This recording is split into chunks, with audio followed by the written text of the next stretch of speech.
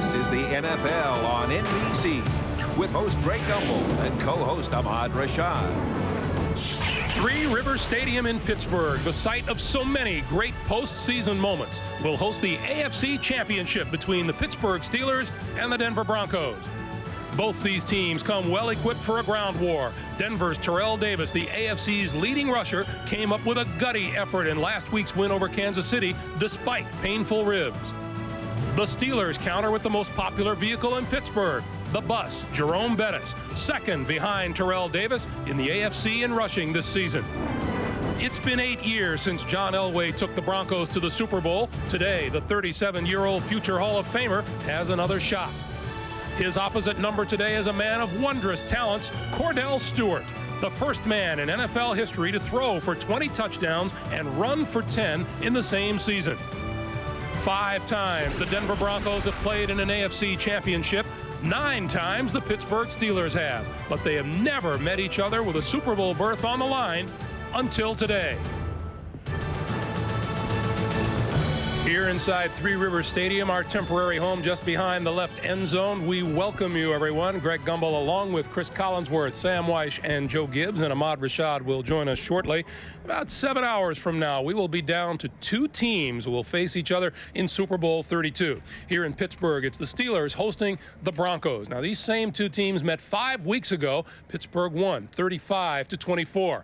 Denver took a 21-7 lead early in the second quarter on this John Elway to Rod Smith touchdown. But Cordell Stewart rallied the Steelers, throwing 3 touchdowns to Yancey Thigpen, who beat Darian Gordon all day long, and Stewart capped the scoring with a pair of touchdown runs. The gentleman who called that game will call this one. Dick Enberg, Paul McGuire, and Phil Simms. Dick. All right, Greg, third time in 4 years that the Steelers have hosted this AFC Championship game. Folks around here getting used to that. You look at that big win for Pittsburgh against Denver earlier from the Denver point of view, and Mike Shanahan says, oh, woe is me. 500 yards we would have had if we could have just caught the ball when our receivers were wide open, Phil. Well, there were a lot of drop passes, Dick, and a couple things you'll notice in these highlights. John Elway got excellent protection. Receivers did get open down the field. The big difference today from 5 weeks ago, talking to the Pittsburgh Steelers, their defensive coordinator, Jim Haslett, Ed McCaffrey will be back in the game for the Denver Broncos. A good, steady receiver, especially over the middle, makes those catches, and an excellent blocker.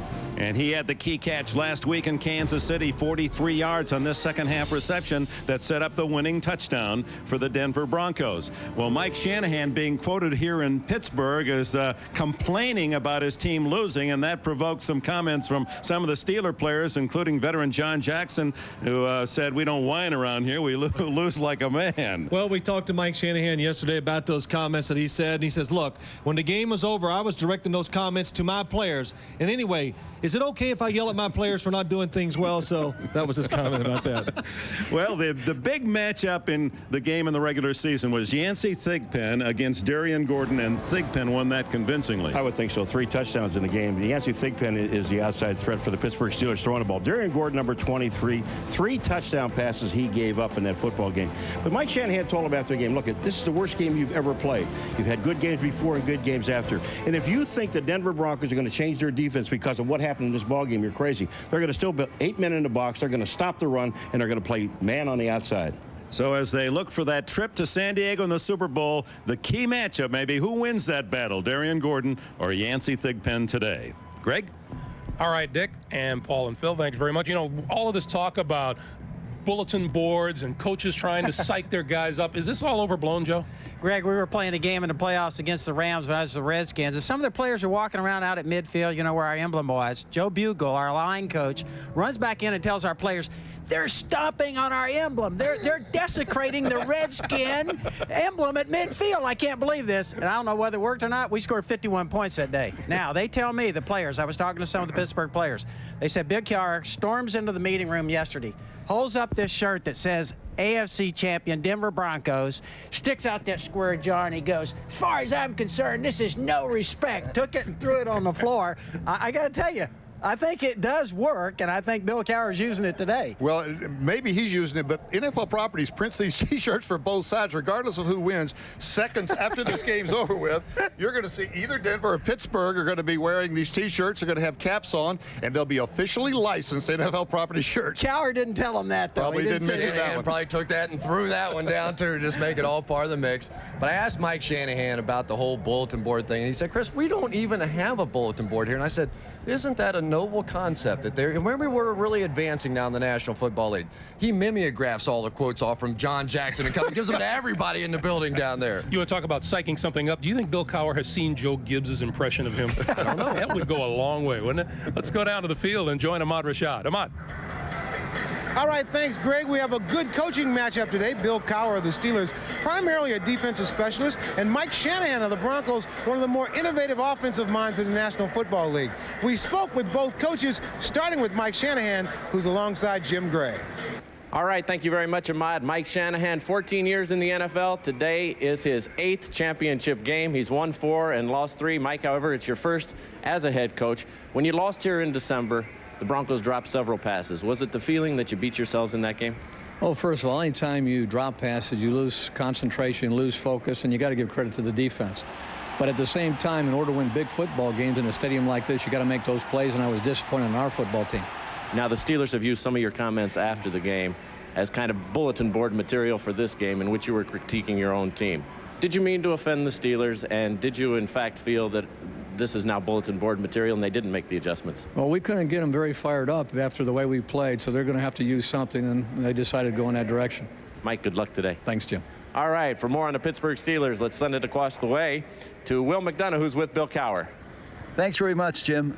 Bill, it seems during the week a lack of respect seems to be the theme for you in trying to motivate your players.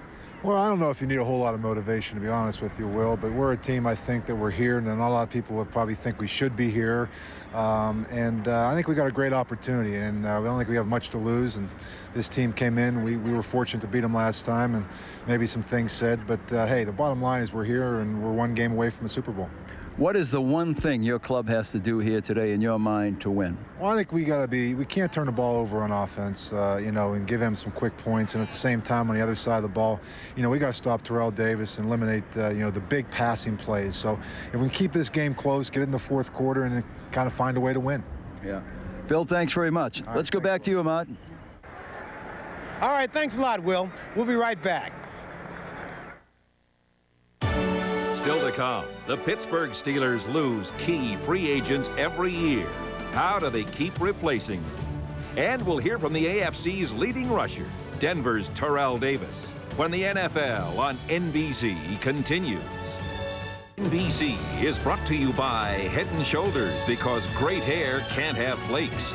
By UPS, the official package delivery company of the NFL. And by the 1998 Honda Accord, an Accord like no other. For the 5th time in his great career, John Elway is playing in an AFC championship game. His most memorable took place 11 years ago today.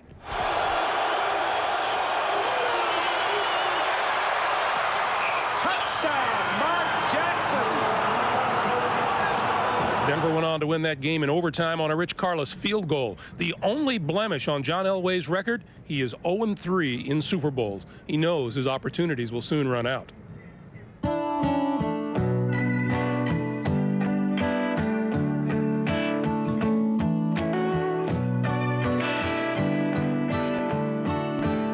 What would it mean to you personally to win a Super Bowl?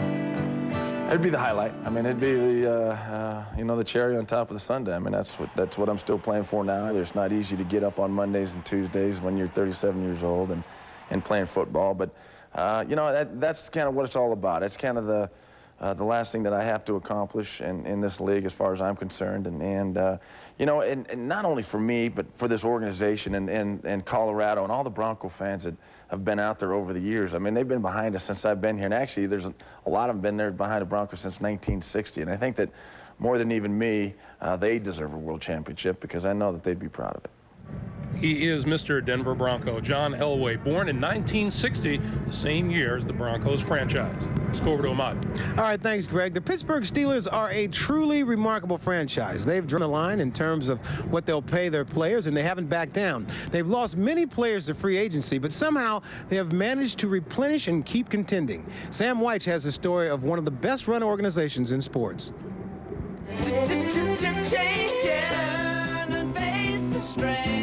Changes. It's gonna have to be a different man. Changes.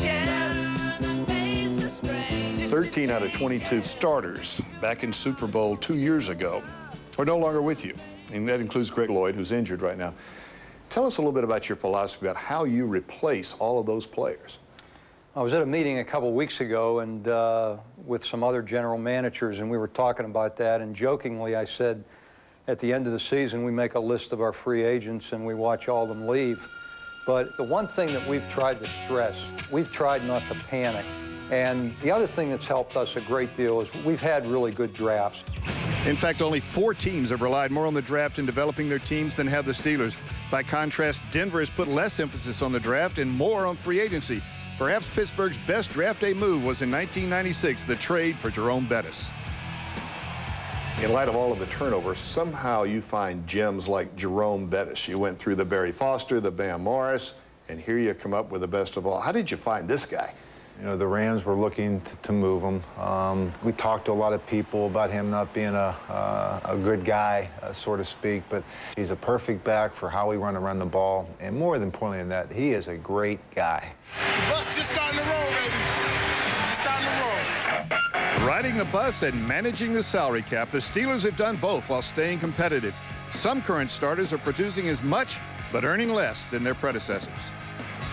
Can you give us a specific example of when the last straw came, that this player is going to have to go? We're just not going to be able to sign him to a contract, and maybe somebody you'd like to have kept. We would have liked to have kept, Woodson. He was a fine guy that came with us and things like this. From a financial standpoint, we just had to move on. And I could go back, the famous O'Donnell situation where, we thought that he could have helped us and things like that. But in reality, it really was better that he left us. It gave us the chance to go with Cordell, gave us the chance to start anew. And, I think it really put us on the right plane. And we had the, let's say, the assets, the wherewithal, the finances to move ahead and pay some of these other people that we needed to keep. 60 minutes of football, our style, our way, in our house, man. Let's go. Let's go. Free agency. Does that make the coach or the personnel man the most important guy in the organization? I think it's very important with free agency that both people are working hand in hand. You've got an emotional coach in Bill Cowher. Just give us a little glimpse of what it must be like when he comes pounding on that door about, we need this, or don't let this player go. He's been great. He really has. He hasn't kissed me yet, which is a plus. And Bill's never complained. We've lost some players that he didn't want to lose. We've lost some players that I didn't want to lose. But, through it all, Bill's attitude has been, okay, what can we do now to make up for the loss of his players? In this age of free agency, what really amazes me is that the Steelers have not only been able to maintain their quality on the field, but also maintain their tradition, Joe. Ahmad, I never really thought you could win consistently in the NFL by having a big turnover of players, but Pittsburgh's proven me wrong. Take a look at this list. This is the number of players in the last 3 years that left through free agency in Pittsburgh. I got to tell you, I think they're the only organization right now in the NFL that's been able to win consistently and having a big turnover in their players. Yeah, and listen, free agents, let's face it, like to go to teams that have a chance to win. They like to go to teams that have tradition, that have a home field advantage. We're going to see that today. But 30 of these 53 players that the Steelers are going to field today are drafted players. So you have to hand it to Tom Modrak, Charles Bailey, along with Tom Donahue for selecting quality players and bringing them along within the organization. But the common denominator here has always been that they bring in tough guys. I went back and watched the game film of the first game between these two teams, and Pittsburgh just physically whipped the Denver Broncos. And if the Broncos don't come out a little tougher, a little more physical today, the same thing's going to happen. One of the certainties in the National Football League, if you come in here in the last 20 years, you come in here to play, you're going to have a hard, tough-nosed football team to play against. We'll be back right after this. Coming up, He was a 6th-round draft pick in 1995. Now, he's one of the best running backs in football. We'll hear from Terrell Davis next. It's players like Denver running back Terrell Davis who hammer home the point that scouting and drafting NFL players is far from an exact science. Davis was picked in the 6th round of the 1995 draft, the 196th overall pick. What he's been able to accomplish his first 3 years is remarkable, and despite some badly bruised ribs, he was a key contributor to last week's win over Kansas City. Chris Collinsworth spoke with Davis.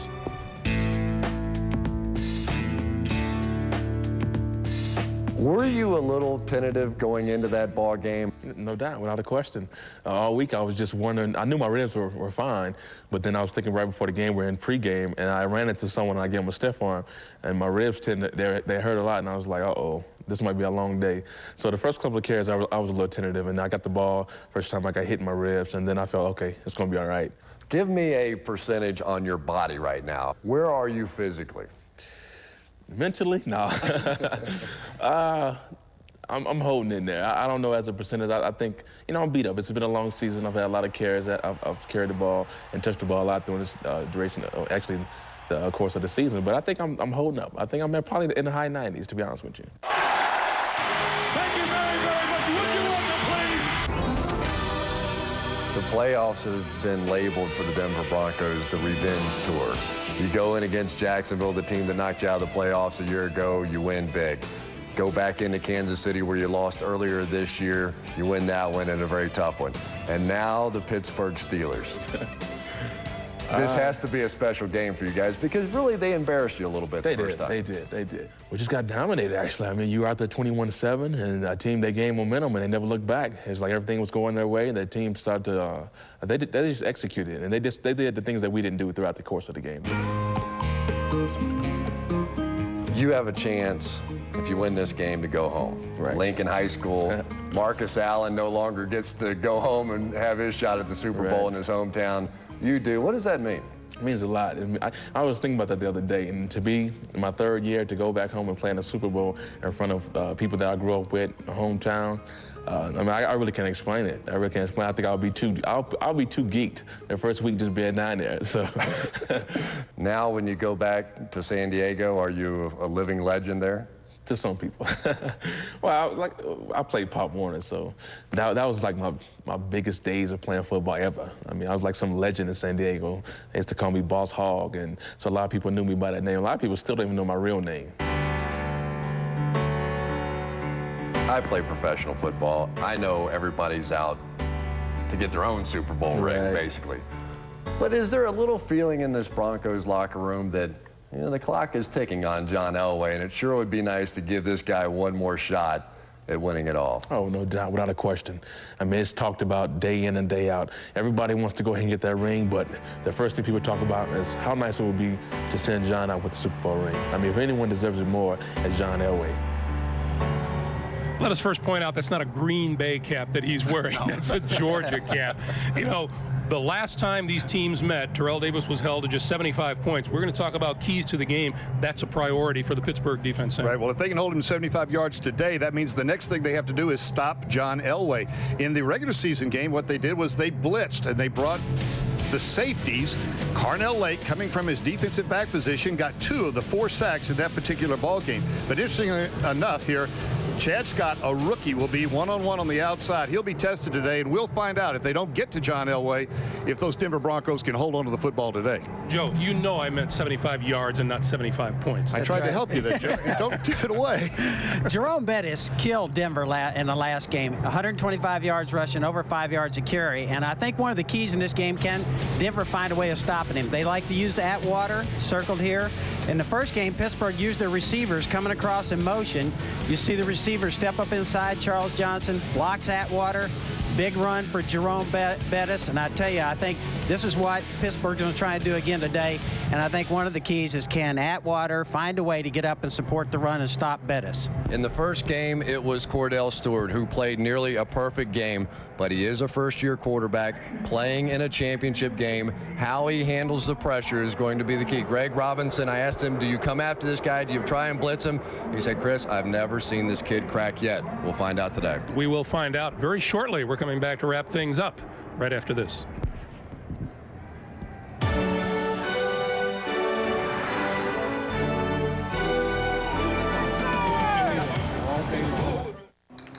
The week is brought to you by American Honda, maker of fine quality automobiles, motorcycles, and power equipment. Chris Collinsworth is the Honda Pick of the Week champion. With the check presentation, here's Greg Gumbel. And we've kidded Chris all year long about the picks, but he is the winner, and that means $25,000 from American Honda to a very worthy cause, Camp Stepping Stones. Congratulations, champ. Thank you very much. And all the kids in Cincinnati, they're going to benefit from this. Wanted me to thank all you guys for your lousy picks all year long. So thanks, American Honda. What a gracious winner. To the winner of this game goes a berth in Super Bowl 32. The Broncos and the Steelers will look for you again at halftime. The NFL on NBC continues after these messages from your local station.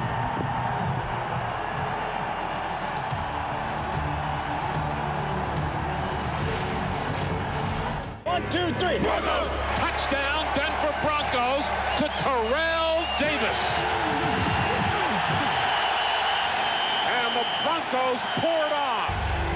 60 minutes of football, our style, our way, in our house, man. Let's go. Goes all the way. Touchdown. Game over. Terrell Davis.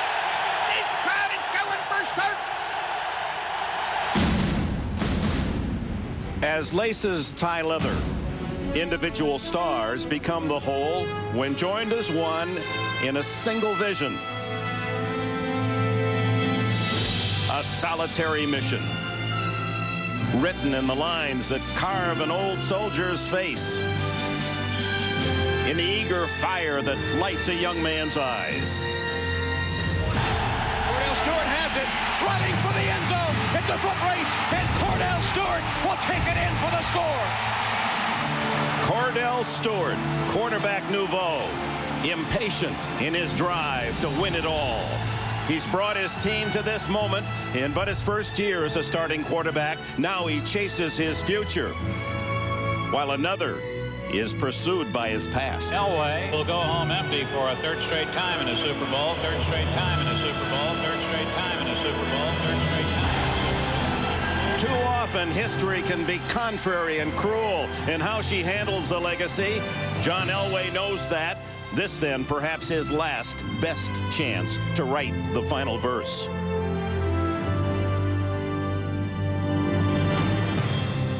Individual parts drawn together, making up the whole. Today, they decide the AFC Championship.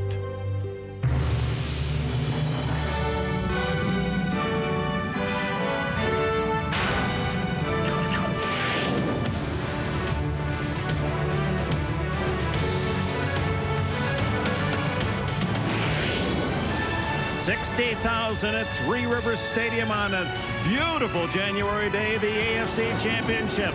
The wild cards from the West, the Denver Broncos and the Central Division champion Pittsburgh Steelers. We welcome you to Three Rivers Stadium.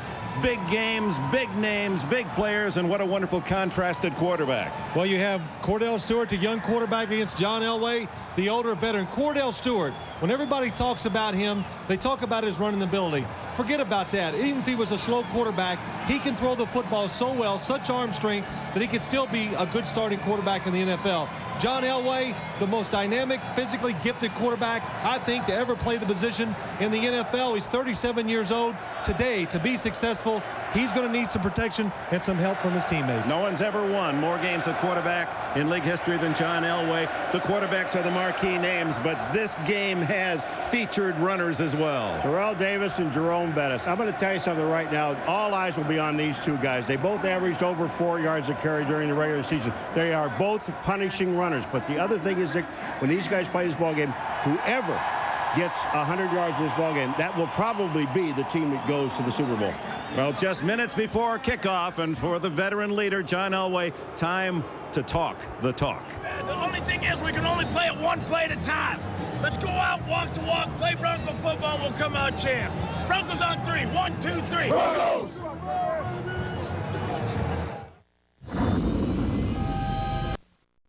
Last week that Terrell Davis wore a flak jacket to protect his bruised ribs. He had a cartilage problem with him. He said after the game he had 2 fumbles, and the flak jacket helped cause him because he couldn't get a good feel of the ball. All week long he said he wasn't going to wear a flak jacket. Well, I spoke to Terrell Davis. He is going to wear a much smaller flak jacket today. I asked him why. He said he feels that he has to. It's just a precaution. He says it is a bit annoying, and he hopes it won't bother him as much as last week.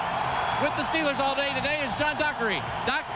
Thank you, Jim. And the Steelers are deadly serious. Bill Cowher saying we will be physical, very physical. We will hit the wide receivers, the return men, and the running backs. And we'd like to remind Terrell Davis that he does indeed have bruised ribs. They are not aware, Jim, that he will be wearing a flak jacket. Cowher said one other thing. We'd like to keep it close in the 4th quarter, and we'll find a way to win. And they've done that, Dick Edinburgh, 5 times this year. Back to you, Dick. All right, Doc, 3 of those in overtime. The Broncos will get the ball first, winning the toss. Defend the goal to our left. Vaughn Hebron is deep as veteran Norm Johnson tees it up. And what a moment this is, just before 60 minutes that will decide the Super Bowl. This crowd with its terrible towels, ready to cheer Bill Cowher, hoping for another Super Bowl chance. Repeating the glory years of the 70s in this city when Pittsburgh won 4 Super Bowl titles. We're underway. Hebron at the 8. 30 and out to the 32, 33-yard line. And that's where John Elway will start on offense.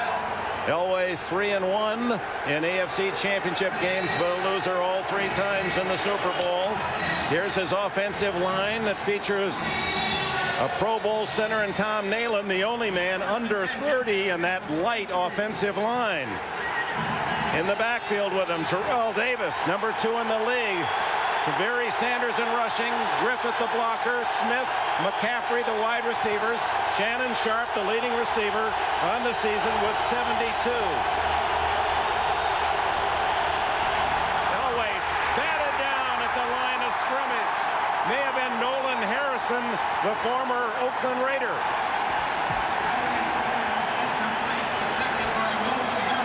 Nolan Harrison, number 74. Watch, he just times it perfectly. He sees Elway. He knows he can't get to him, Dick, so what you do is put your hand up. Great free agent pickup by the Steelers, grabbing Nolan Harrison, who's developed as a real defensive charge for these Steelers. Many of the fans yet to take their seat on their feet. 2nd and 10. Elway guns the ball. Intercepted by Levon Kirkland. Turnover on the 2nd play of the game.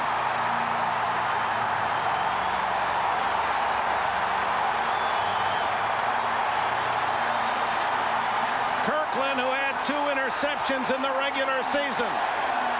The Steeler defense, what they said, they're going to double team Shannon Sharp, Levon Kirkland on the inside, Chad Scott on the outside.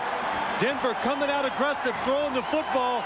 John Elway taking a chance, trying to complete a pass into tight coverage. Levon Kirkland, he's big, he's fast, and he's got good hands. Well, the Steelers with the first break in the game, and it comes early at the Denver 43-yard line.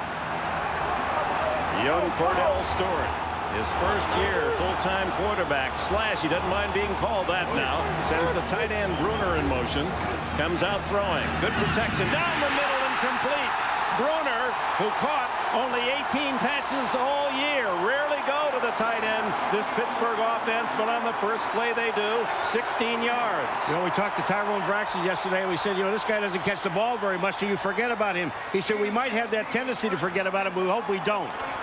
Mark Bruner should be open down the middle some today because Denver's defense wants to take the wide receivers away from that offense with Pittsburgh because that's where they got hurt the last time they played 5 weeks ago. Charles Johnson, the wide receiver, in motion, and the toss to Bettis. The bus is first carry, and he's inside the 25, a gain of 4. Ray Crockett at the left corner made the tackle, introduced the offense for the Steelers. 12-4 in the regular season with Jackson Wolford, the game's best center, many believe, Dermontti Dawson, Stye, and Strelzik. In the backfield with Stewart, Bettis, and the blockers Tim Lester, Yancey, Thigpen, a terrific year again for Pittsburgh. Charles Johnson, the other wideout, and you've already met Mark Bruner. 2nd and 6.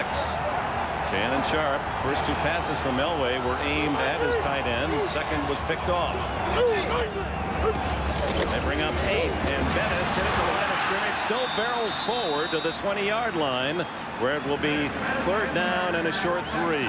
Here's the defense in white for the Broncos. Neil Smith, the former Chief, he goes to the Pro Bowl. Keith Traylor's had an outstanding year. Donavasa returns from injury, and Alfred Williams the other end. Mobley, Aldridge, Romanowski the backers. Crockett and Gordon. Gordon had a terrible day 5 weeks ago. They gave up 3 touchdowns to Thigpen, and Braxton and Atwater the safeties. Fred McAfee into the lineup. No one in the backfield. Cordell Stewart backs up into the shotgun. Of course, a danger to throw or run. He fires incomplete. Courtney Hawkins, number 88, was the closest receiver. So on comes the field goal unit after the interception by Kirkland. The drive stalls inside the Denver 20. That time, the Steelers, 5 wide receivers spread it out. Denver's defense took something out of the page of New England's defense last week. 3 down linemen, extra defensive backs. Want to force Cordell Stewart to throw the ball outside if they can. Veteran Norm Johnson from 38 yards. Missed only 3 all season. And this one hooking, no good, wide to the left. And so the early opportunity for the Pittsburgh Steelers goes awry. 38-yard miss. In any game, you cannot afford to do this. When you get in scoring range, you've got to be able to score. This is all on the kicker. He just hooks it left. No score early in the AFC Championship. NBC is brought to you by Brewery Fresh Budweiser, who reminds you, fresh beer tastes better. By IBM, solutions for a small planet. By Genuine Chevrolet, the cars more Americans trust. And by Dr. Pepper and your local Dr. Pepper bottler. Dr. Pepper, this is the taste. Welcome back. The Steelers unable to convert the 38-yard field goal.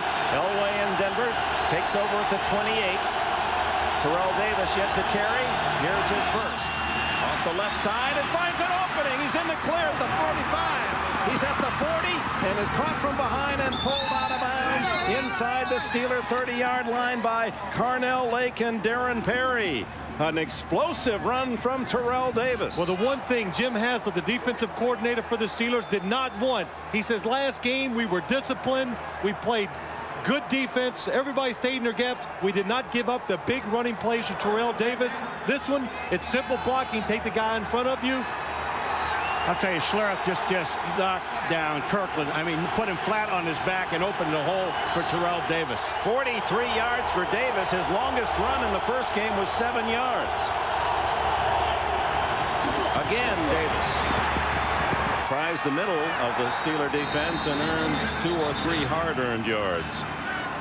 Yeah, we had so much action early, unable to introduce the Steeler defense, so now's the time. Harrison Steed on the nose goes to the Pro Bowl. Kevin Henry, he had his moment at New England. Gilden Kirkland, Holmes and Dante Jones for Greg Lloyd. Chad Scott, the rookie, at one corner. Carlisle Lake, the all-pro at the other. Perry and Bell. Myron Bell will be hawking Shannon Sharp. And there's Lloyd, tenacious defender and spirited leader. Been out with a staph infection. And second down, Elway. Into the flat to Davis. Hit immediately at the 25-yard line. A gain of only 2. All right, let's talk about the game plan for Denver. Offensively, Denver, catch the football. They're going to get players open, Phil, but they must protect John Elway. And the other thing is be more patient with the running game. So that's right, Paul. And in the Pittsburgh defense, something they did last time these two teams played 5 weeks ago, they didn't give up big plays. Don't do that today. They think if they can make you drive down the field with their speed and athletic ability on defense, somebody somewhere in all those plays will stop the drive. Third down, a short 6. Sharp in motion. The throw complete to McCaffrey, and McCaffrey, the sure-handed wide receiver, has a first down at the 13. 11 on the play. You know, at the beginning of the show, you said something about McCaffrey will go across the middle and catch the ball. Will he ever? Well, that's what he'll do. He's 6'5". He's a good target, not afraid to reach up and catch it. And John Elway He likes Ed McCaffrey was in there because he looks over the middle, takes advantage of his height, and anytime a defensive team blitzes, it leaves it open for Ed McCaffrey. An all Stanford combination. Elway to McCaffrey. First down. McCaffrey in motion. Davis again trying that left side and has some room inside the 10-yard line. Dick, what they're doing on that left-hand side now, they may go back and do it the right too, but on the left-hand side, what they're doing is they're caving everything into the inside. And if you just look at it, watch the offensive line, they'll bring everybody down. Look at this. And Tony Jones and the other tackles, the right side pulls around and tries to lead Terrell Davis, Paul. But what I'm saying is the left side of that line just seals everything in, and you got people blocking in front. 6 yards for Davis, and they don't allow many rushing touchdowns here at Three Rivers. One in all those quarters over 70. That was by Davis, who gets the toss. He's at the 5. He is in the end zone. The Broncos score first. Boy, did it get quiet in here. A mile-high salute. Terrell Davis produces quite a drive of his own. He had only 31 yards the first half last week at Kansas City. He has 59 yards today in the opening quarter. Well, this is Denver's favorite running play. They toss the ball to Terrell Davis. You think it's going outside, but almost every single time, as soon as he sees daylight inside, he cuts it back up in there to get positive yards. Jason Elam adds the extra point. It is 7-0 Broncos as they go 72 yards in 6 plays. The capper 8 yards from Terrell Davis, who scored 15 rushing touchdowns in the regular season.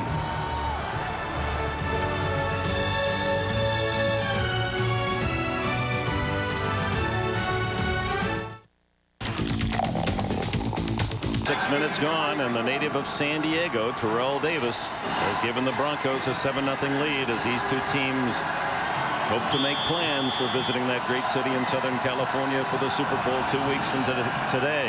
Elam with Blackwell and Coleman, the former Charger, deep. It's Blackwell, who played at San Diego State. He finds a crease, and he's out to the 35-yard line. Tackled by Keith Burns. Let's go back to the Denver score. If you're playing linebacker, you see the ball tossed to the outside. Watch the linebackers for the Steelers overcommit. They see the pitch. They go running to the outside to make the play. Terrell Davis cuts it back on them. They run too far. That's why the hole is inside. All right, Shannon Sharp gave up an interception. Watch Shannon Sharp on Jason Gilden, number 92. Look at this block. That's why Terrell Davis cuts back inside. He sees the block of 84, Shannon Sharp. Out trailing 7-0. It's Cordell Stewart and the Steelers going to work.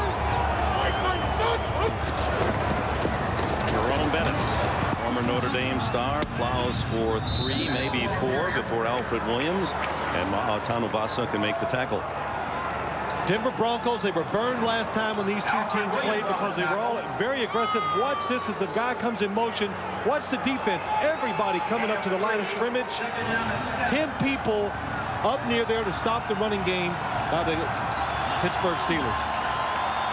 Bettis now 3 carries 10 yards. The defensive coordinator Greg Robinson of the Broncos are trying to stop Bettis first. They'll isolate those corners one-on-one as they did in the regular season game. Bettis with a bigger hole this time to the 42. It'll be 3rd down and 3. John Mobley, the second-year backer from Kutztown State here in Pennsylvania, made the tackle.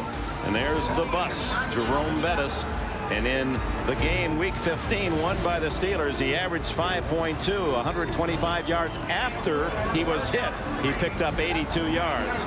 That testimony to the power of this 250-pound runner who's out now. And again, Cordell Stewart with 5 wides, Fred McAfee being one of them, and no one in the backfield. 3rd and 3. Quick throw, complete, first down, and what a hit. Darius Johnson puts on the receiver Courtney Hawkins. Well, we know that, and both of these coaches told us they're going to have to deliver blows on defense. It has got to be an aggressive, hard-fought football game. And you watch this play by Darius Johnson. Watch this hit. Hawkins disappears. I mean, that's what they're looking for. 3 down linemen by the Denver Broncos. You can hear the hit. More speed, though, in the secondary. An extra defensive back so they can run and go to the ball when it's thrown and make those big hits. Another 3rd down pickup by Stewart with a pass at the 47, first down. Plenty of time. He throws long to the sidelines. Yancey Thigpen juggling, incomplete.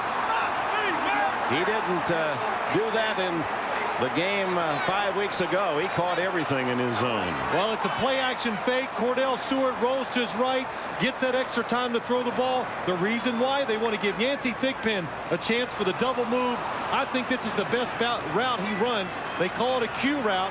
He's going to the sideline, single covered, wide open, drops the pass. You know what he said to us yesterday? When that ball's in the air, it's mine. I own it. And that's really rare to see him drop the football. Working against Ray Crockett on that occasion, not Darian Gordon. On 2nd and 10. Down the middle. And open again is Thigpen, and he has the first down.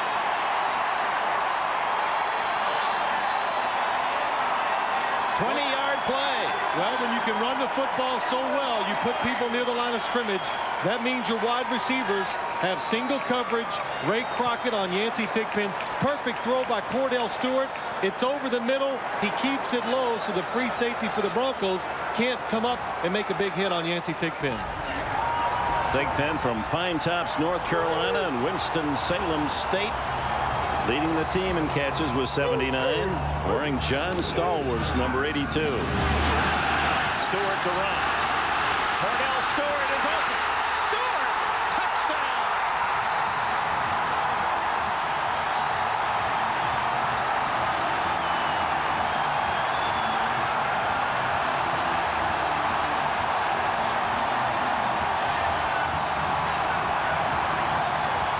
The 25-year-old former Colorado star rushed during the regular season for 11 touchdowns, one shy of the NFL record by a quarterback, and he gallops 33 to make the home folks happy with that one.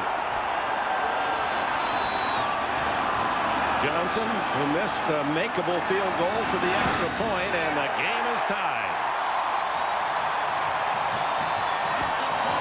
Well, I had a chance to watch this play in practice the other day. Fake the screen to the left. What it is, it's a sweep right with the quarterback after you fake the screen to the left. Good blocking by Damani Dawson out in front. Cordell Stewart, the fastest quarterback in the National Football League, makes it happen. The Denver touchdown going 65 yards in 6 plays with Cordell Stewart, a 33-yard romp to tie it at 7. What a confident young man he is. You could call him cocky, you could call him confident, but whatever he produces has throughout his entire life, no matter when he's played as a junior high school right through to now, his team goes to the playoffs. And Brian Hebron stacked up at the 20-yard line. We go back to the touchdown and 2 sensational blocks. There really is. Number 73, Justin Strelzak, is the right tackle. He's going to pull out along with 63, Damani Dawson, the center. Now, Justin Strelzak is going to be out on Romanowski right here. Here's the block that opens it up. Now, watch 63. This is all yours, Phil. Well, Tyrone Braxton does the right thing. He gives his body up. There's just nobody there to help him out after he gets run over by Damani Dawson. What do you call that? And the Steelers sideline, they got to be happy. The thing they do best, better I think than any offense in the league does, and Bill Cowher's family very excited about the results. They have about 5 special plays every single game. We just saw one of them. First down and stacked up as Davis for no gain at the 20-yard line. Earl Holmes led the charge. How many times did we hear this yesterday on both sides of both teams, Denver and Pittsburgh? A hat on a hat. I mean, that's an expression everybody uses, but a hat on a hat, when you're seeing some of the blocks and some of the hits today, you're talking about hats now. Well, when Chad Brown left the Steelers after last season to go to Seattle, Earl Holmes from Florida A&M replaced him and has been a solid player. The Steelers have been remarkable at filling the void of players that have gone to the free agency market.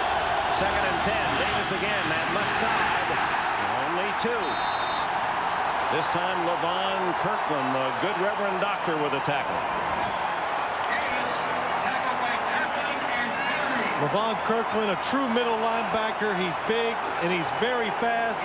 He reads and reacts. Gary Zimmerman tried to go down low and cut him. He gets past that and gets up and makes the tackle. Biggest starting linebacker in the league and a leader in tackles per game. He weighs 275. And the one thing he really does like now, Dick, on third down, he stays in.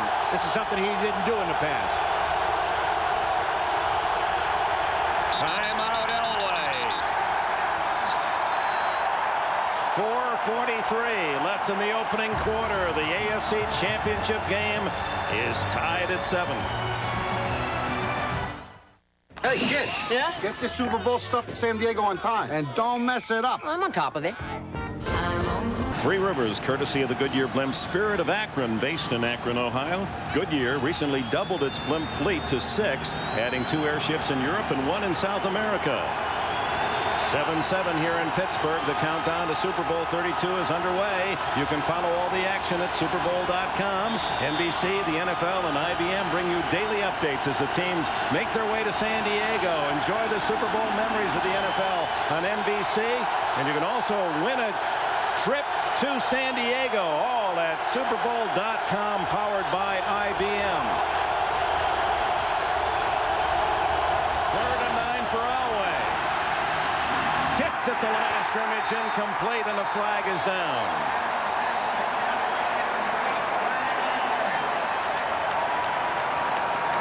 Referee today, Ron Blum. Offside, Pittsburgh. So Elway and the Broncos will get another chance. 3rd down and about 3.5. Well, sometimes you're on defense and you're trying to blitz, put pressure on the quarterback. You don't time it just perfectly. Offside, 30 defense, wind up in the neutral zone. 5-yard penalty, repeat 3rd down. Chad Scott, the rookie cornerback. He just lines up offsides, Chad. Second tip pass. Elway today. Looked like Darren Perry might have gotten a piece of it. Or it slipped out of Elway's hands. 3rd down. Blitz. Elway able to shake free and run. The old man can still move, and he dives to a 1st down at the 35. And he needed that dive. Yardsticks were about the 31.5. Shannon Sharp is in the backfield to protect John Elway.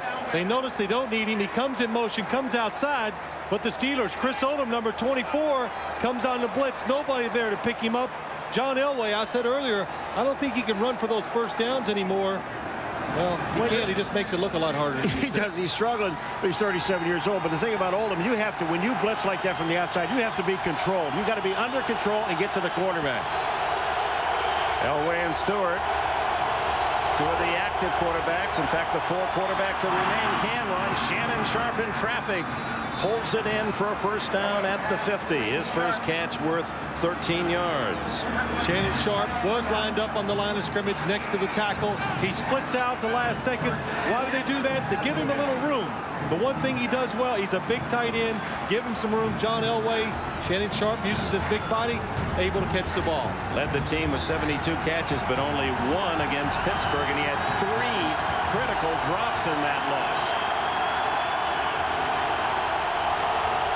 7-7. 1st down at the 50. Elway's plenty of time. Open man over the middle is Rod Smith. He has his first catch. And Smith, who had 2 touchdown receptions against the Steelers earlier. 1st down at the 32. The Steelers come on a blitz. Look at the line of scrimmage. People coming. Look at the protection. John Elway. Plenty of time. Nobody in front of him. This enables him to look down the field. Find Rod Smith wide open across the field. 2.7 seconds. What is good for the quarterback? Well, 2.7 is pretty good on a drop like that, but the big thing there was, Dick, it probably takes somewhere around 3, but nobody got close to it, enabled him to look down the field and see the receiver. Terrell Davis smashed at the line of scrimmage. Joel Steed got his 310 pounds in there. They're saying fumble the Steelers, but no word yet officially. And I believe they're ruling whistle had blown the play dead. No, Steelers recover. No signal till then. There is a reason why Joel Steed, number 93, is going to the Pro Bowl, and everyone on this team is very happy for it. And Bill Cowher said we were going to have to stick some people. Take a look at this run. Here comes Terrell Davis, and Joel Steed meets him head-to-head. The ball is out. It's an excellent call by the officials. That is a fumble. And Bill Cowher, the spirited 40-year-old head coach of the Steelers, the emotional sidelines presence. Well, it doesn't take a lot to get him fired up, so a fumble, you know, he's going to go crazy over something like that. He was fired up at breakfast yesterday. Stewart. Long throw downfield for Thigpen, almost intercepted by Tyrone Braxton.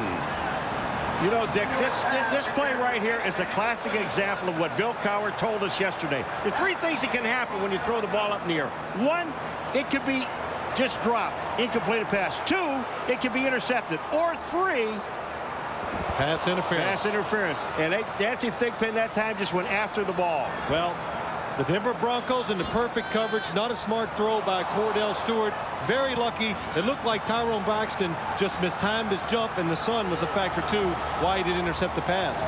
Tim Luster, the blocker in motion with Bettis behind Stewart. Stewart, the quick throw, incomplete to tight end Bruner. He was open, a little too tall. So Cordell Stewart now 3 for 7 passing, 41 yards, but the big play, the 33-yard run for touchdown by Cordell. I mean, they're doing very well, but the thing that's so surprising to me is Jerome Bettis is in that backfield, and he's the third leading rusher in the National Football League. Had 120-some yards the game before, and I know they're going to get. They're patient. They're going to get to him. I know they're going to get to him. They're trying to take advantage of the defense right now. If you've noticed, when Pittsburgh's throwing the ball, there's been some wide open receivers down the field. They're going to make them change defenses before they start running Jerome. Denver with the best third down defense in the league. 3rd and 10 shotgun Cordell.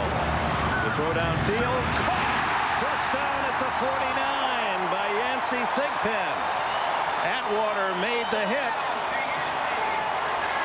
18 on the play. Dick, anytime there's a blitz, you get time to throw it down the field. Look, 2 people coming from the backside. Watch Pittsburgh's offensive line in the backs. Excellent job of picking it up. Gives Cordell time to throw it down the field. He anticipates the throw. He throws it nice and soft to that open spot in the middle. Yancey Thigpen, he knows he's going to take a big hit because the ball's hanging in the air. Catches it with his body with both hands.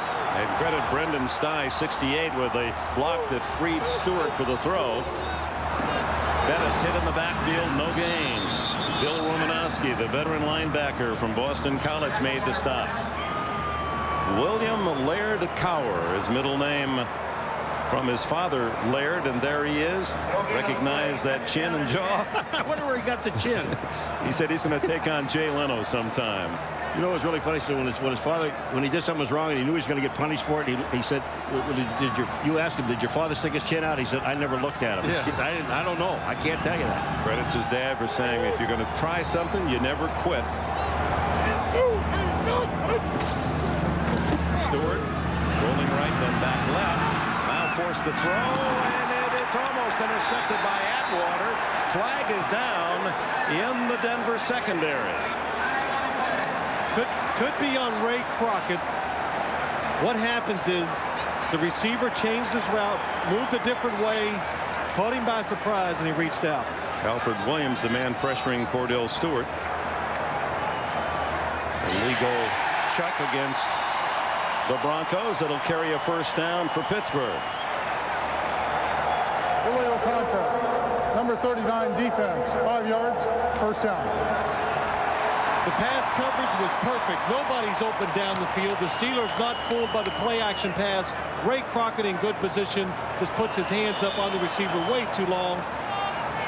Yancey Thigpen, the throw is behind. He makes the adjustment to go back for it, but the penalty occurred before that. You know, I don't like that play because the offensive man is going into the defensive man, and he's got to get on him. The only problem he has, he puts his hands on him, and that's what costs him. First down at the Denver 45. To the 31. Tyrone Braxton made the tackle. 14 yards, Bettis' longest run. Well, Denver has the perfect defense to stop this run. The problem is you got to tackle the big man.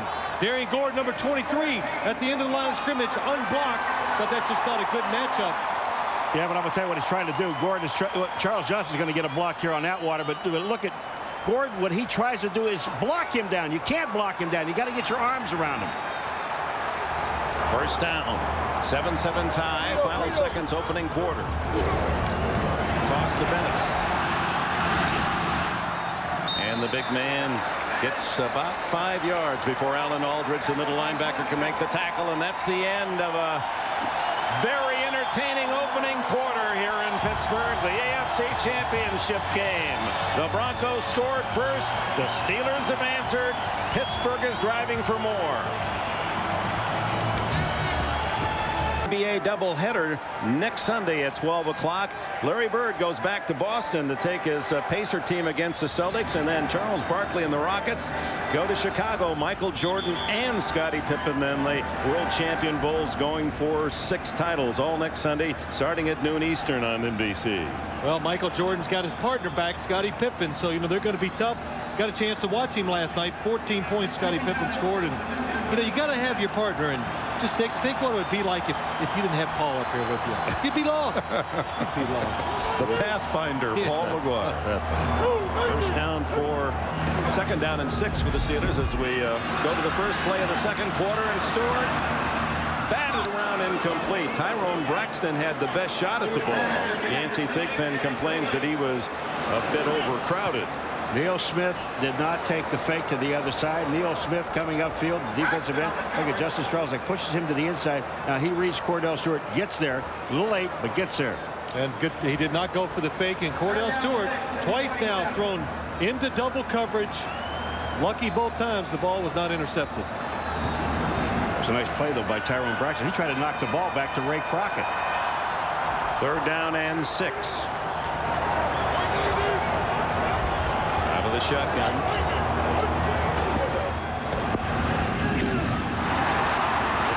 Little screen to Courtney Hawkins, who battles for a first down to the 20-yard line. Needed 6. They got 7. The Pittsburgh Steelers on 3rd downs do more little, I don't want to call them trick plays, different plays. Courtney Hawkins coming in motion, number 88. Fakes going down the field, comes up. Good block outside by Will Wolford, springs him down the field. Then he runs tough to pick up the first down. The amazing part about this whole thing is the offensive line, how they got in position to make all the blocks they had to make, because there were linemen downfield. They were not receivers. Hawkins, like his cousin Andre Rison, went to Michigan State. First down at the 20. Bettis. Start 5, 6, 7 yards on the play. Atwater, the tackler. They can't stop me, says Jerome. 39 yards today in this opening half. Well, Tim Lester, number 34, and Jerome Bettis, you always see these two together. Watch 34. He goes inside. He's just trying to get a block. He's just trying to seal it so that Bettis can get outside. He just follows him wherever he goes. That's right. Well, all the time, not just on the football field. Yesterday, they walk around like they're united at the hip. Tim Lester, he's the lead blocker. Love Jerome Bettis. We're together with the Rams. Cordell Stewart, incomplete. And a flag is down, roughing the passer, Alfred Williams. I'll tell you, you really do. You see a rare missed block by Tim Lester on Alfred Williams. He misses Alfred Williams, and Alfred Williams gets a clean shot at Cordell.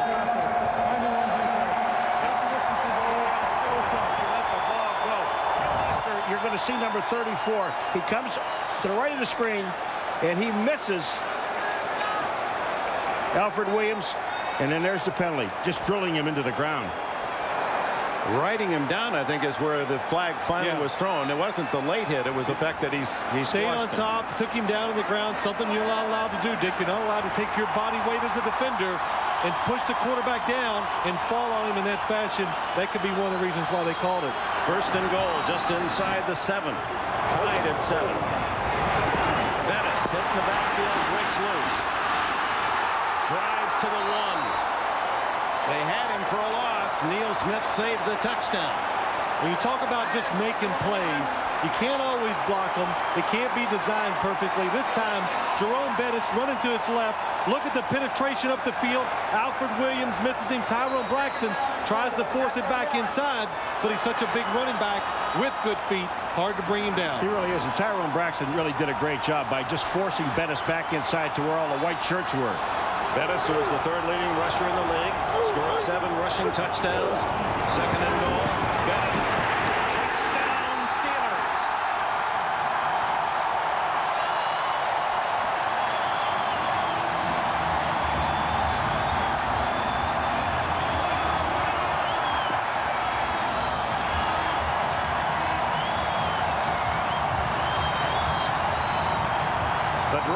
started when Darren Perry and Joel Steed forced the fumble of Terrell Davis at the Pittsburgh 32. And they go 68 yards in 11 plays with Bettis, the capper, from 1 yard out.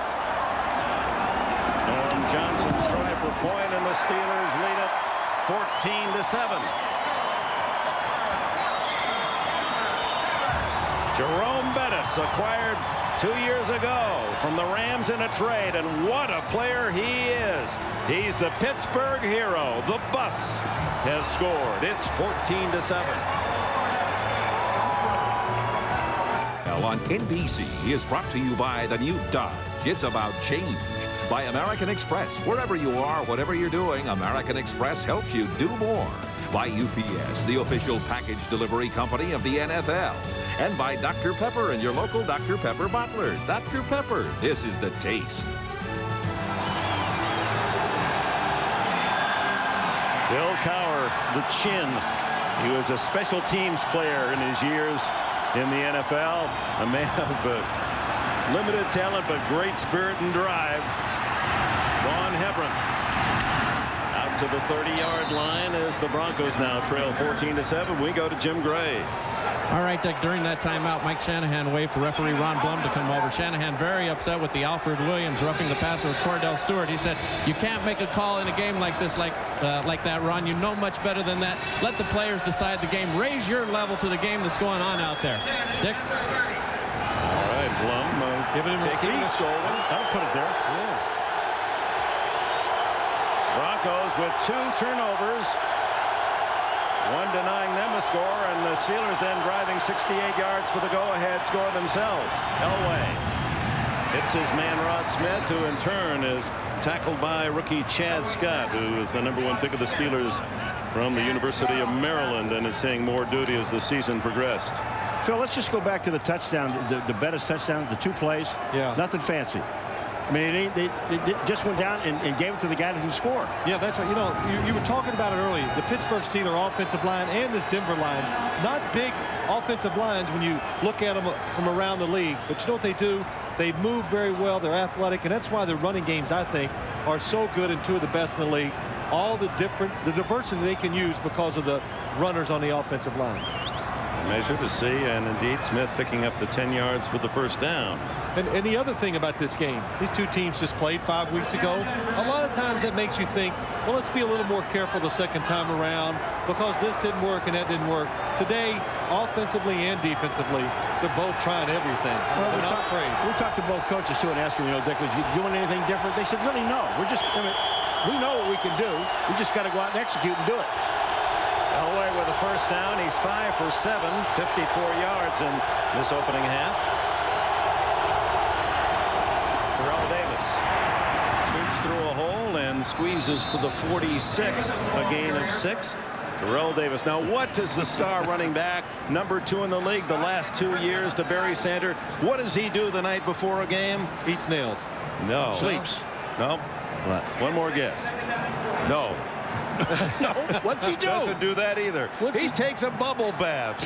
What does any running back do? Are you serious? He says that a nice warm bath, better than the shower, really gets those muscles relaxed, gets them ready for the game. Well, it's working. 2nd and 4.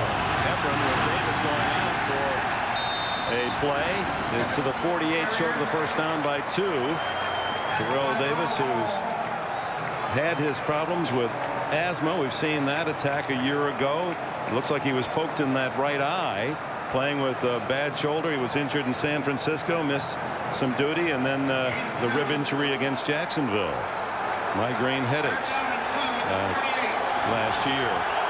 It took him out of a game in San Diego. He stays out, and Elway, against this crowd having to motion hand signals, shotgun 3rd and 2. The throw complete to Hebron, and Hebron, who was flanked out, has a first down at the Pittsburgh 43. Myron Bell the hit.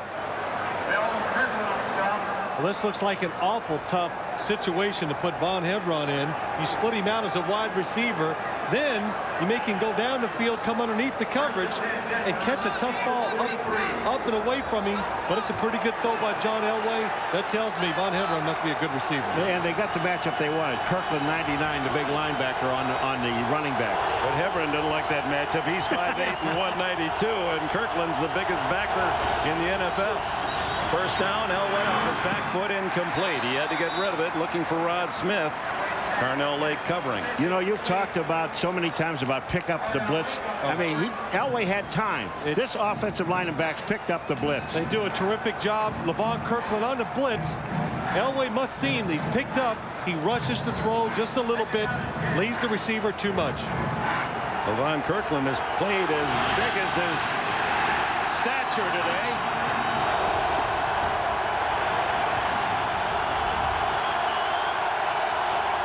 Second down and 10. Elway gets away and throws incomplete. No flag. He had Hebron there. And Dante Jones could taste the sack. Boy, you want to talk about experience as a quarterback and where it pays off in a game. John Elway, Dante Jones is going to really knock him. Nobody touches Jones, 54. Look at this. He comes in. Watch what Elway does. Not only gets rid of him, gets the ball out, and then throws it at a receiver. Well, save the sack. It helps to have a lot of ability. That's where John Elway has it. You bet. Terrific play on his part to keep it now 3rd and 10 instead of 3rd and 18.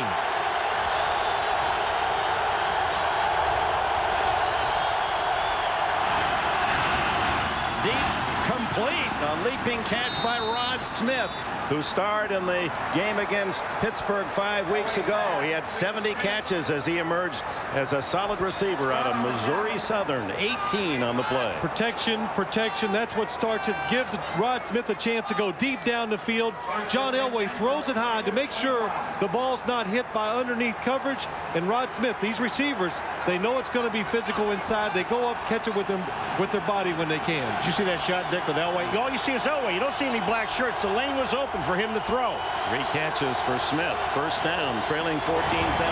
Hebron with Terrell Davis still on the sidelines. Tripped up after a yard or two at the 25-yard line to give him a yard. Well, Terrell Davis not being in there, you know that it has to change the play calls for the Denver Broncos. And the running game there, first down, you run the draw. You try to be deceptive with it instead of just lining up and running Terrell Davis at you. Terrell Davis had only 75 yards, one of the rare times held under 100 all season long in that first game, and a big opening quarter, but now sideline, poked in the eye. 2nd and 10. Elway play action, steps up, throws to the end zone for Sharp, incomplete. Levon Kirkland, and look at the mobility of this big linebacker covering the tight end all the way to the end zone. Well, the weaknesses of a defense when the safeties go outside and try to double cover the wide receivers is down the middle. Levon Kirkland, 99. When that happens, you have the tight end down the field by yourself. He's in better position to catch the ball than Shannon Sharp that time. Well, you know what that is? When you watch Levon Kirkland take off, Dick, what he did is he takes the shortest distance. I mean, he really is a great defensive player because he gets himself in a position that he can't cover. He knew the pass coverage. He knew that's where the weakness was. Paul, good point. He's looking for it down the middle. So 3rd and 10. Elway throws it away. McCaffrey was the closest receiver. Elway ran out of time thanks to Kevin Henry and Jason Gilden applying the pressure.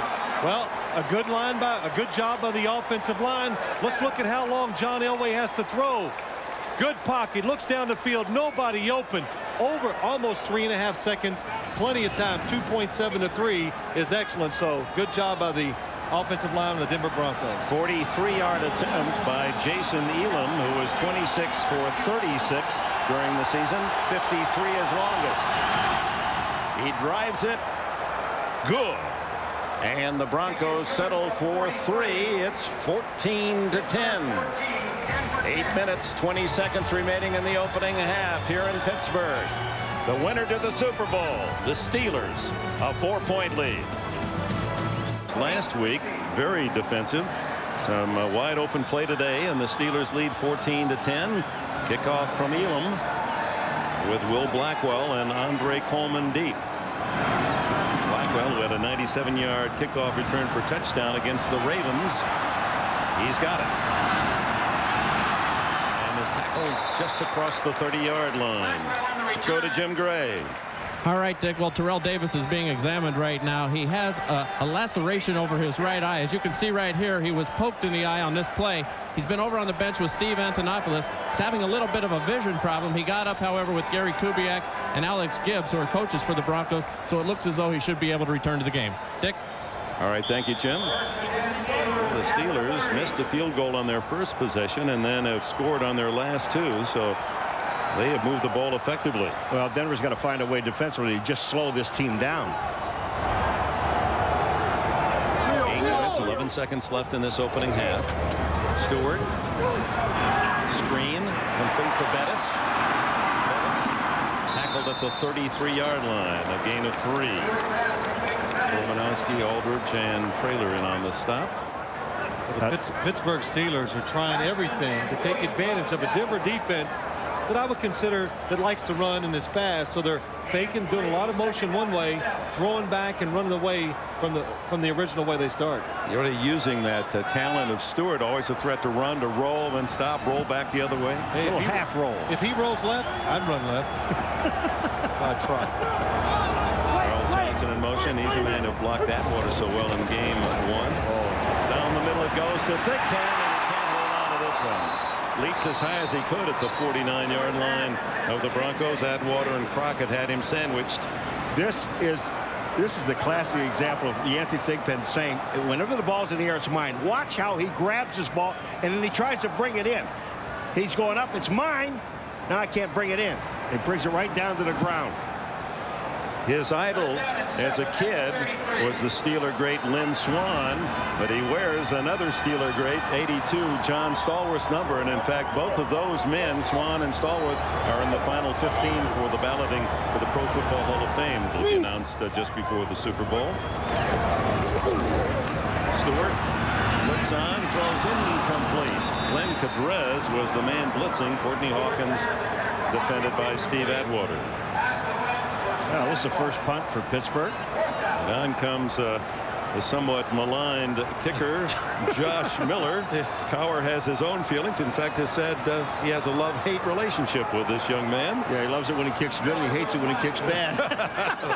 That works. I like that. He's had some really disappointing punts, to put it mildly, and then against New England came up with 2 big kicks late in the game. He's from Arizona.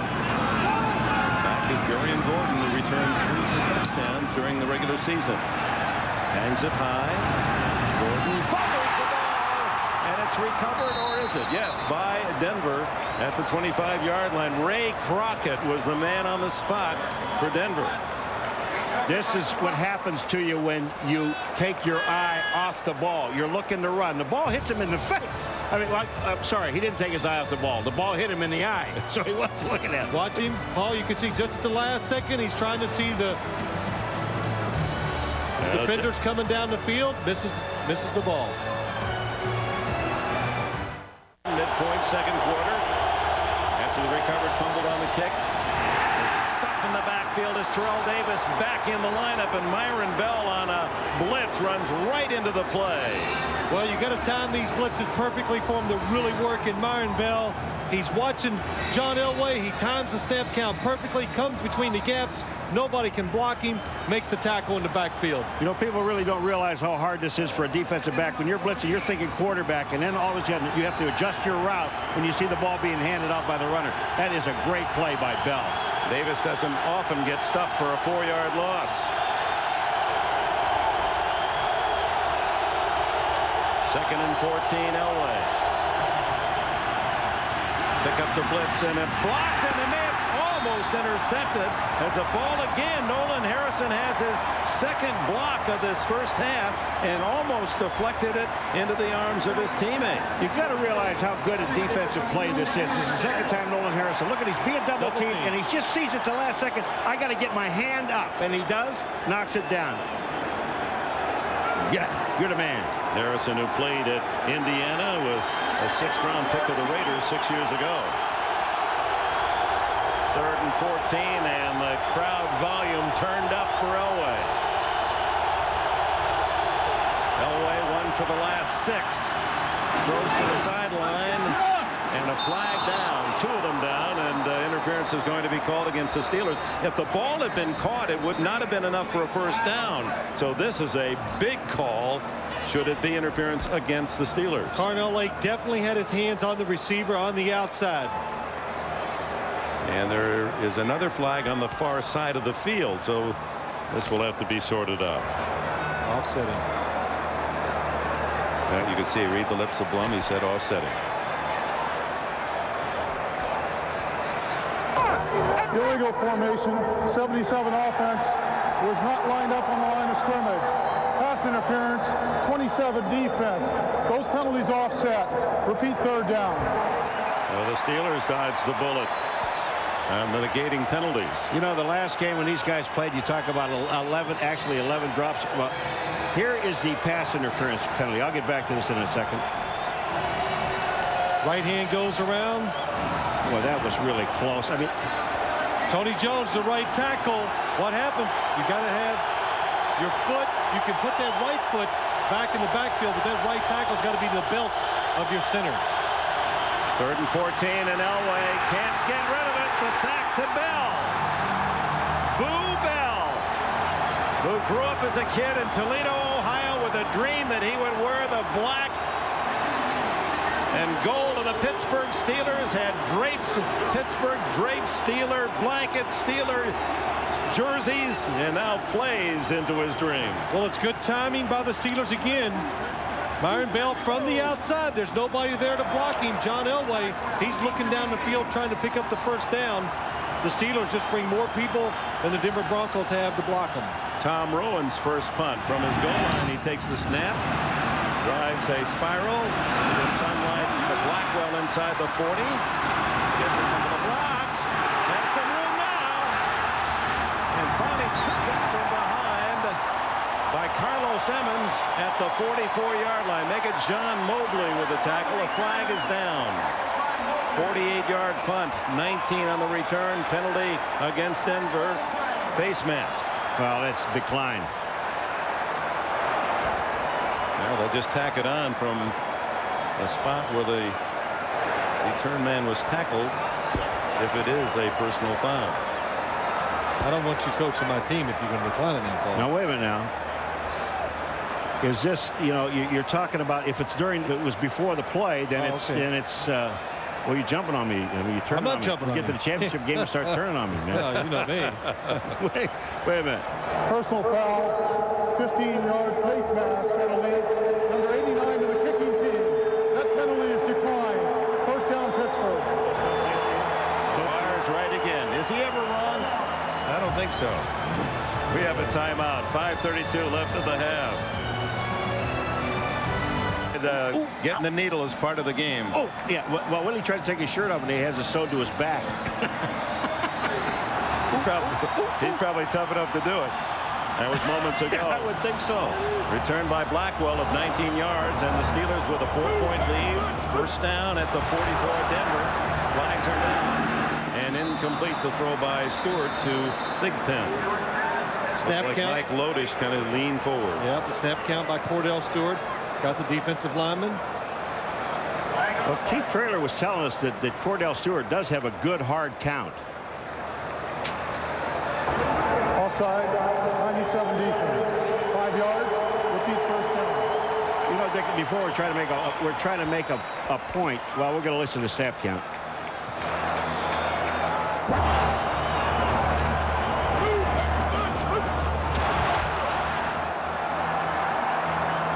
Regular old snap count. Yeah, it was. He's just trying to be greedy, get there quick. It's not a John Elway snap count. 1st and 5 as Bettis buries tacklers inside the 35, close to a first down. Alfred Williams on top of the ball carrier. I was trying to make a point before I'm going to finish it. The Broncos in the last game, you know, 11 drop passes, Dick.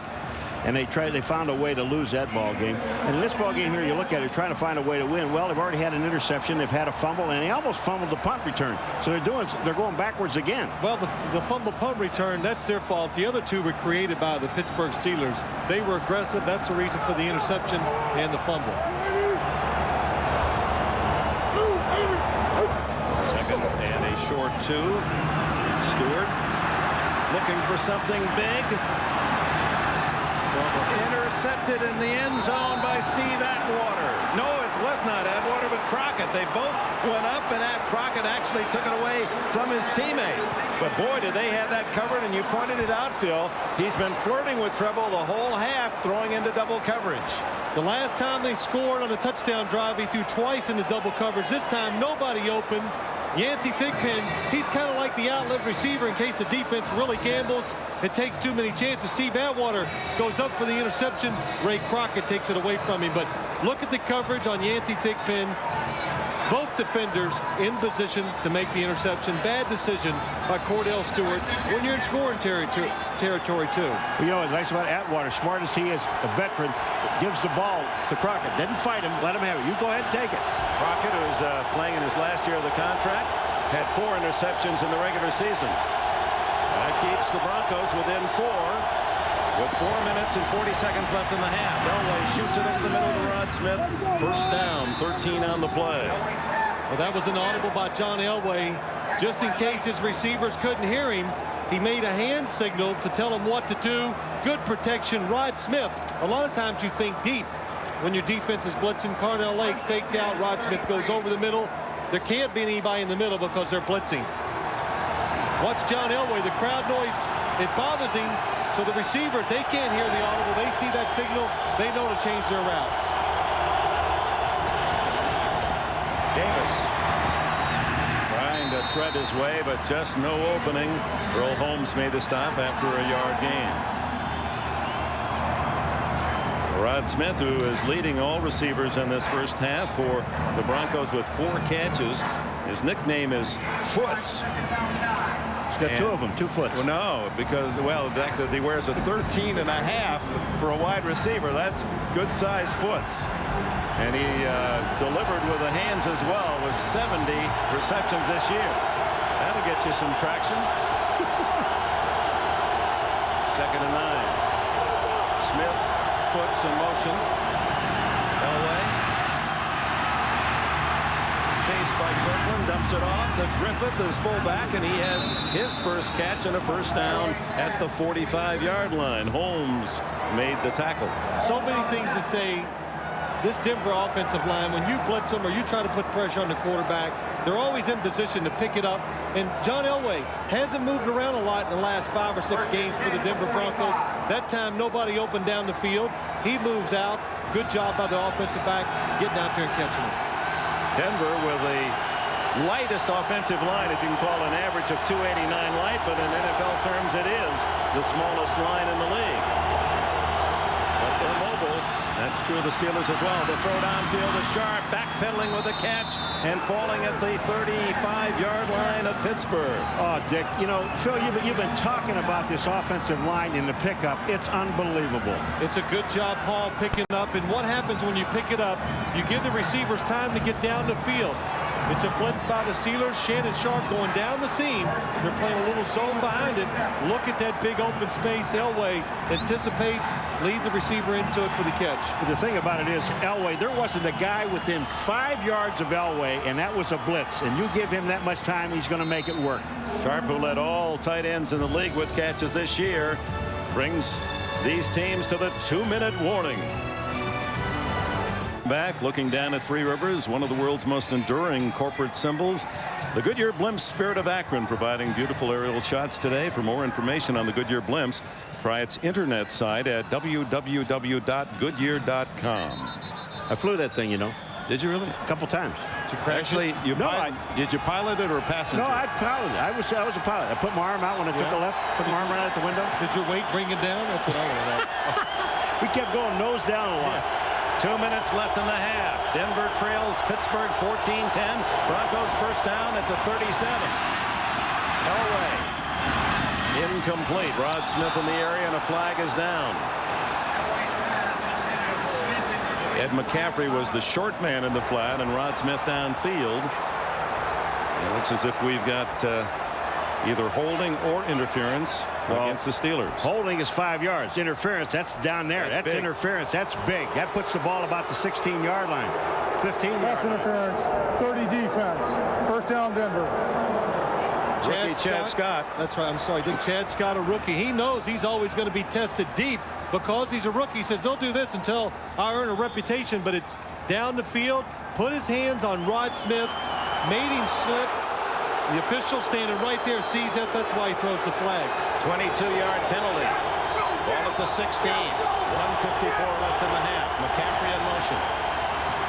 Elway to Howard Griffith, and the fullback is to the goal line. Touchdown, Howard Griffith. And how about this? Did not score a touchdown rushing or receiving all year. He's got one today in the playoffs. I'd check those gloves. Boy, they have gloves on. They check those hands. What great hands. John Elway very excited about the play because he knows it's not a good throw by him. He throws it behind the receiver, Howard Griffith, out in the flat.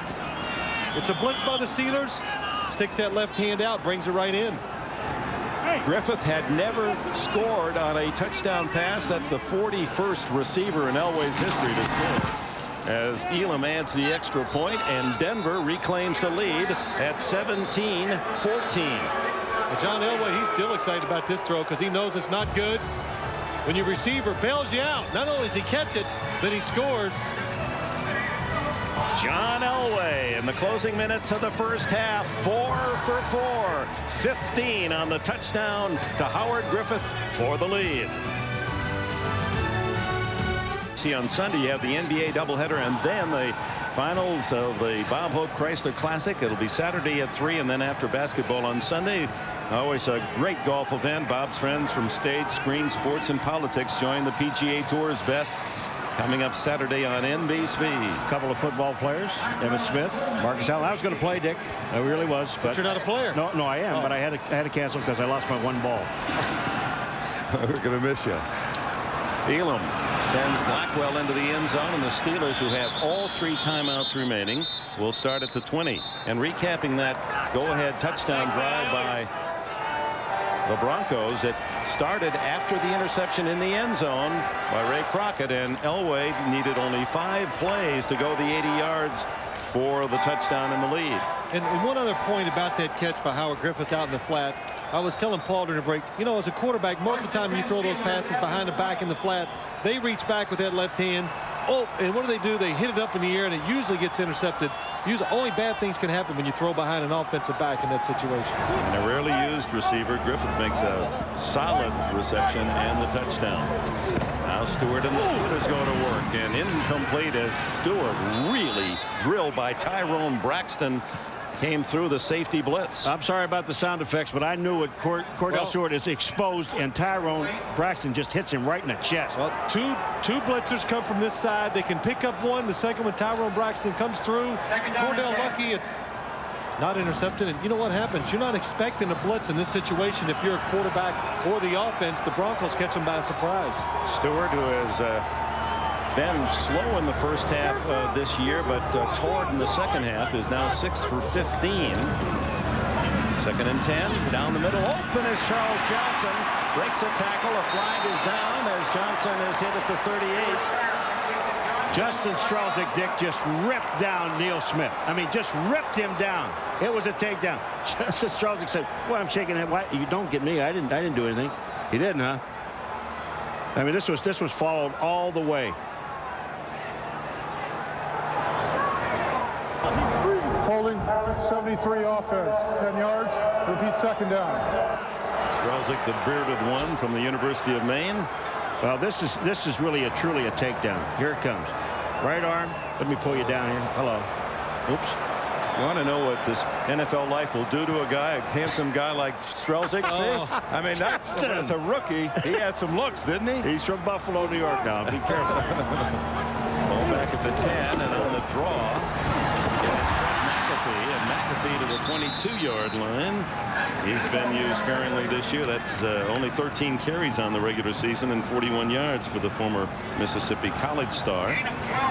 Well, Denver would like to stop him on his third down pass or run or whatever it is. With their timeouts, they should get good field position, have a chance to move down, and at least get a chance to kick a field goal. 3rd down and 8. Season-long run for McAfee, 12 yards. Oh, look at the Broncos. They're showing a heavy blitz. Are they all coming? Yes, they are. And the throw into the flat incomplete to Hawkins, as Stewart had no chance to find an open man. Well, that's what happens. You get in 3rd and long, Dick. You bring up all these guys on defense, and the Steelers have no chance of picking it up. They got to throw it quick. Randy Hilliard, number 21, coming from the outside. Look, good job of the Steelers picking up most of them, but there's one free guy, makes him throw it before he wants. So into punt formation goes Josh Miller. Last punt for 42, and Darian Gordon, who bobbled the last kick, is back at the Denver 37. With 55 seconds left, and the Broncos with 2 timeouts. Miller hits a good one. Spirals it deep to the 25. Gordon 30, 35, 40, and 45. 20 on the return for the former Stanford star. 51-yard punt. The Broncos have a chance for more, leading 17-14. And a reminder, folks, tonight on Dateline. It was a routine play in a big game. As the nation watched, a freak spinal injury left Reggie Brown close to death. I'm definitely lucky to be alive. An exclusive interview and a look at his inspirational recovery tonight on Dateline. Well, we were there in Detroit for that game, and many of us feared that Reggie Brown would not live. It was that serious. When I saw him walk up that interview, I had tears in my eyes. I really did. Here he is. He stands up and walks up to the podium. That's incredible. That was chilling. With 2 timeouts left, Elway throws it long. And Smith, and a flag down, and he was held by Carnell Lake, is going to be the call.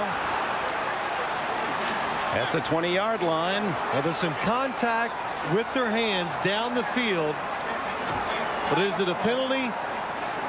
It didn't look like one from up here.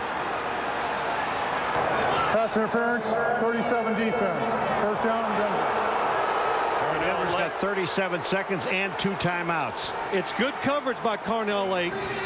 The Broncos fake right to go deep left, and there's one of the reason why they called it contact down the field. Impede the progress of the wide receiver. If he doesn't stick that right arm out, Phil, they will never call it because they're just bumping. They're both turning for position. 34-yard penalty. 1st down at the 20 with 37 seconds left. Davis to the 10-yard line, and it appears to be another 1st down, and the Broncos spend their 2nd timeout. 1 remains. They're at the 10. 27 seconds left. Broncos by 3.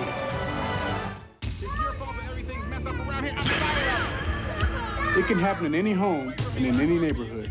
It's domestic violence. I'm Steve Atwater of the Denver Broncos, and this is my wife, Letha. The NFL and its players are concerned about the problems of domestic violence. That's why we're United Way volunteers working for the Safe House here in Denver.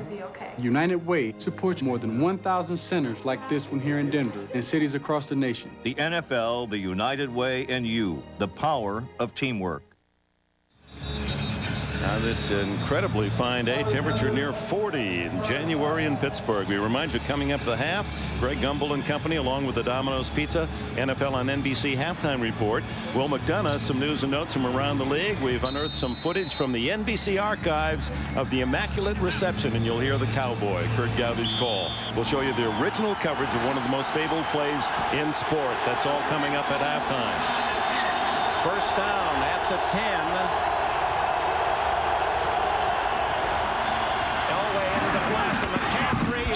To the pylon. Did he get in? No. They're going to mark it at the 1 to 2 yard line.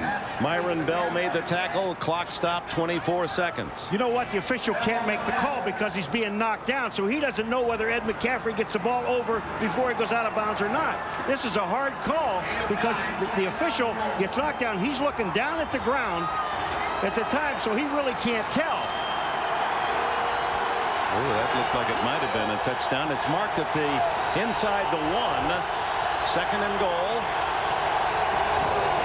Davis throws up the middle. No signal yet. They have stopped him apparently. Clock continues to run, so this is a burning time against the Broncos, and now the officials will call time. No, this is Denver's final timeout. So Davis stuffed on 2nd and goal. What do you call now? Well, it was a good job. Pittsburgh defense, you got to expect the ball. Hey, what are they going to do? They're going to hand the ball to Terrell Davis up the middle. They do a good job. Penetration by the defensive line. Stop Terrell Davis just short. Well, McCaffrey's played out. See the official in the background up there, Phil. Watch this guy. Now here's McCaffrey as he's looking down because he's looking at the player coming in. He's going to roll his legs up. McCaffrey, his feet are in bounds. Watch his feet. And he extends the ball over the goal line. That's a touchdown, folks. He breaks the plane, no question about it. Well, it was a perfect call by the Denver Broncos. They expected blitz. They got it. They got Ed McCaffrey going outside on a quick pass. Enables John Elway to get rid of it. Ed McCaffrey, 6'5", stretches. Looks what might be a touchdown, but Denver misses on that last run. He may have had that knee down as he was stretching. Yes. So But Dick, they're a yard short here. They can still run the football. In halftime, what's 3rd down? They wouldn't have time to run the field goal team on. Run it anyway. But they were short. 16 seconds. Elway rolls. Same play to McCaffrey, touchdown. Same play that got them to the 1, and McCaffrey wide open in front of Myron Bell. And what a final 2 minutes for John Elway and the Broncos as they have scored 2 touchdowns in the 2 minutes of the half. Well, what you do, you're in this situation, get your quarterback away from trouble. If they blitz and you throw the ball to your biggest, most physical receiver, Ed McCaffrey, 6'5", can go down, push off a little if he has to, create some separation for the touchdown. What a block by Howard Griffith. He's the guy that opened it up for Elway. Jason Elam adds the extra point, and in 30 seconds, Elway and the Denver Broncos go 54 yards and claim a 24-14 lead. You know, this is the exact day, 11th year anniversary of the drive game. And then the next year, Elway beat Cleveland as well. And Schottenheimer's defensive assistant was Bill Cowher. Says, I felt the pain as much as anyone. Now Stewart could be final play. He's good at this sort of thing. Just ask Michigan. It's batted around and finally intercepted. And out of bounds goes Tyrone Braxton.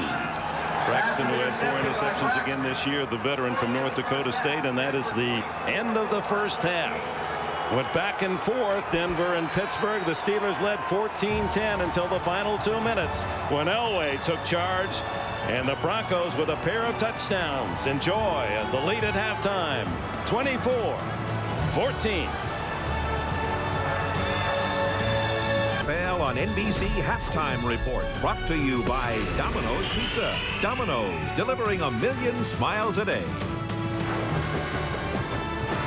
Welcome back to Pittsburgh, everyone. I'm Greg Gumbel, along with Ahmad Rashad, Joe Gibbs, Sam Weish, and Chris Collinsworth. At halftime, the Broncos are leading the Steelers by a score of 24-14, and we'll talk about that first half in just a moment. But first, for the news around the league, let's go to Will McDonough down on the field. Will.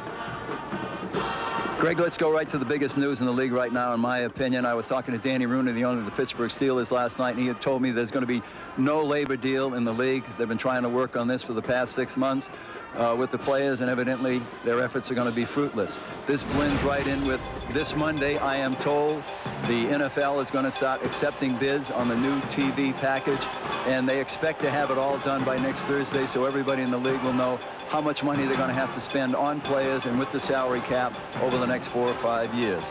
I talked to John Butler, the general manager of the Buffalo Bills, a couple of days ago. He tells me they are going to try to sign Doug Flutie, the former Heisman Award winner who has been playing in Canada. Let's move on to the Oakland Raiders, who are still looking for a head coach.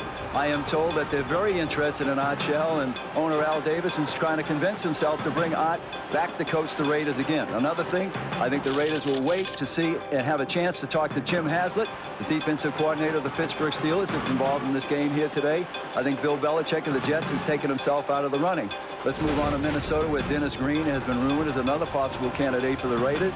President of the Vikings, Roger Hedrick, told me this week he will not give permission for Dennis Green to talk to any other team about being a head coach unless they also want to make him the general manager or give him a higher position. Back to you, Greg.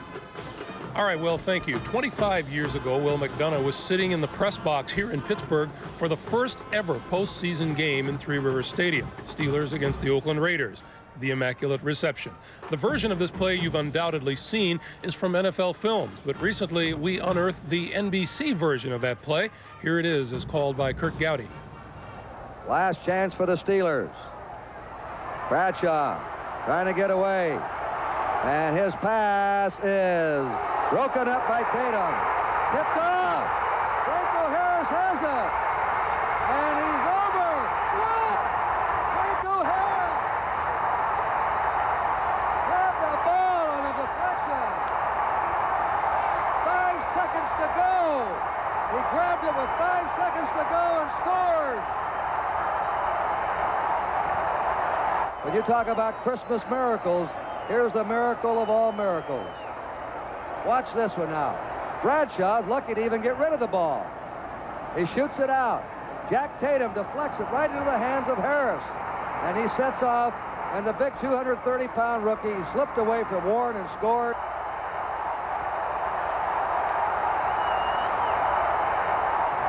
A play that immediately endeared Franco Harris to the hearts of Pittsburgh fans. Ahmad, you were in that rookie class in 1972 along with Franco Harris. That's right. I was a very young man in 1972. Except that, you know what I remember? I was mad that Franco went to Pittsburgh and I went to St. Louis, and our season had been over about a month when they were playing. Joe, you have a story about that game. Will McDonough passed along a story. He said Art Rooney, the longtime owner of the Pittsburgh Steelers, had already left the press box. He'd given up. You know, we go downstairs. He's going to console the players about losing the game.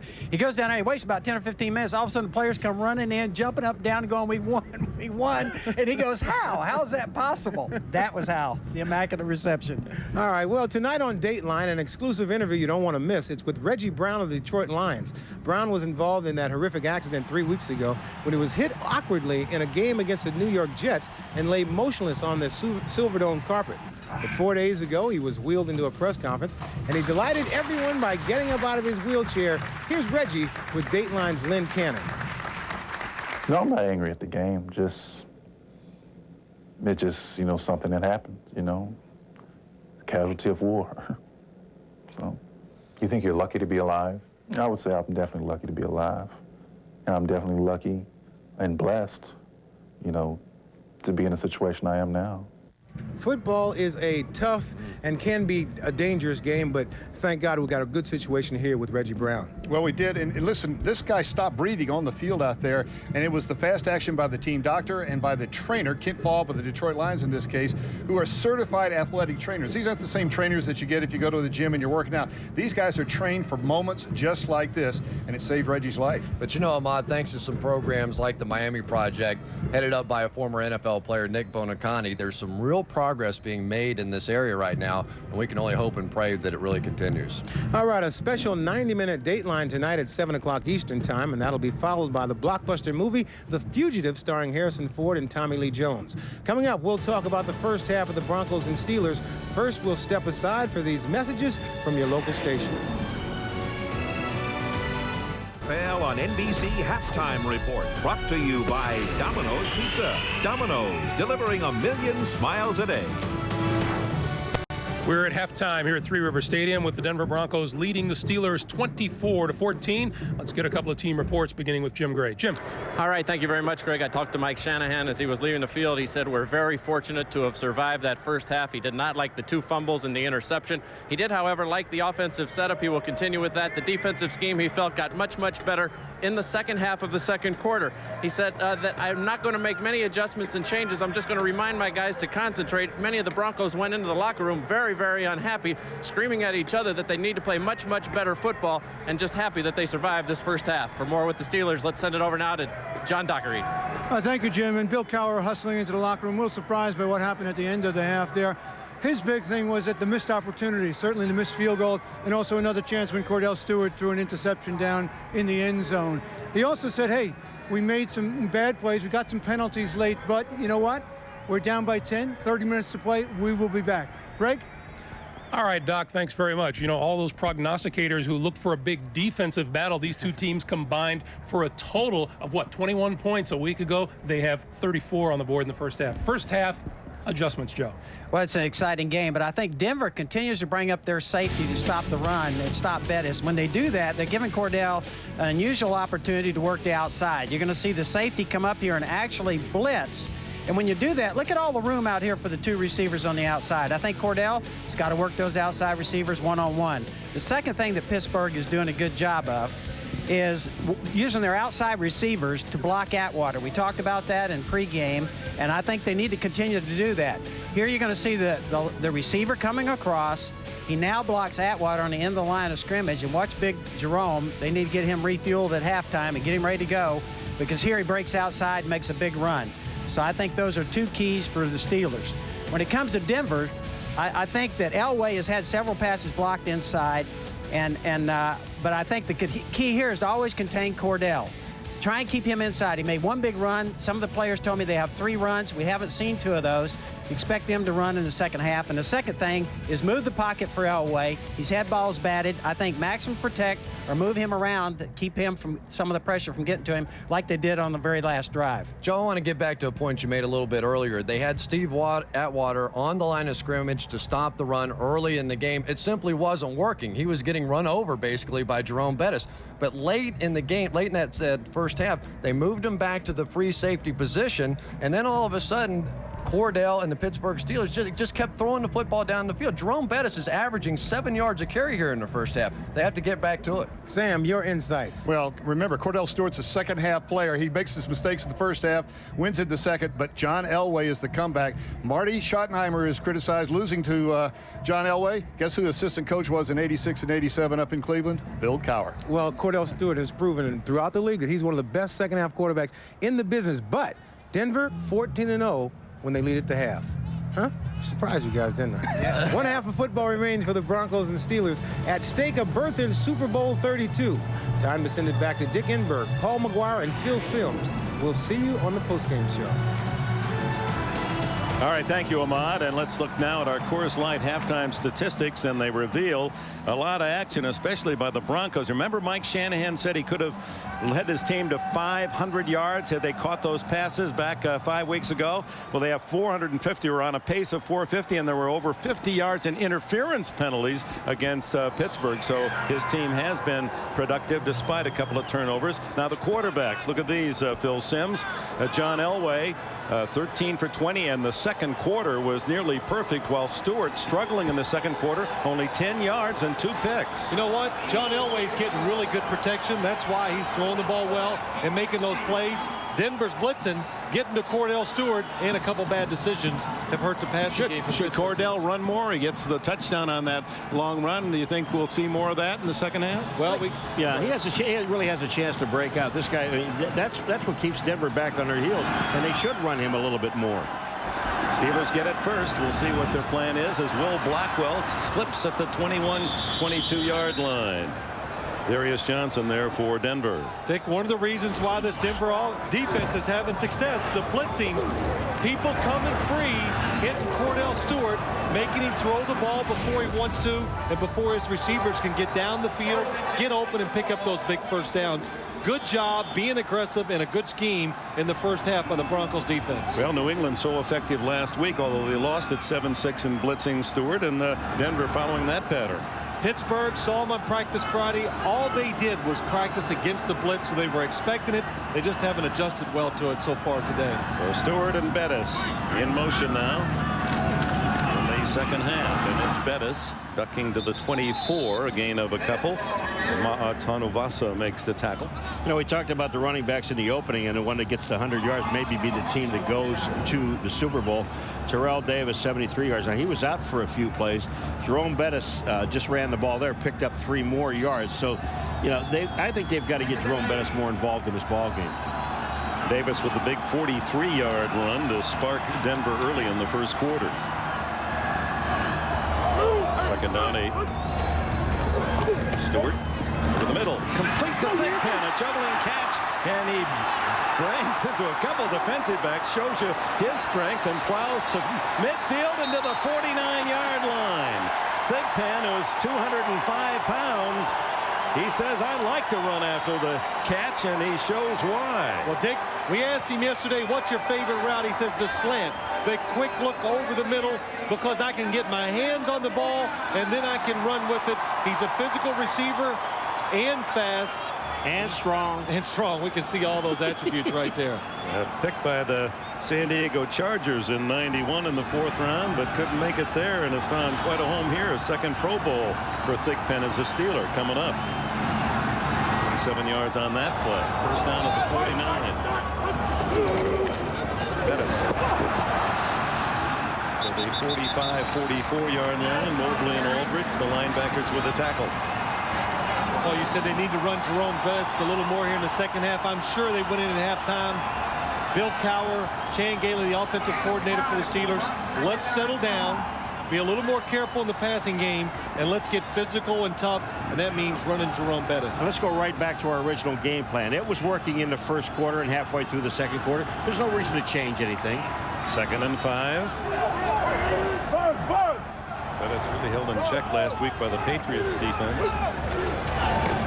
Stewart batted down by Keith Traylor makes his presence felt, and Traylor, as you know, last week just before the game at Kansas City, his mother passed away. He flew to Arkansas to be there with family. Then the funeral this week.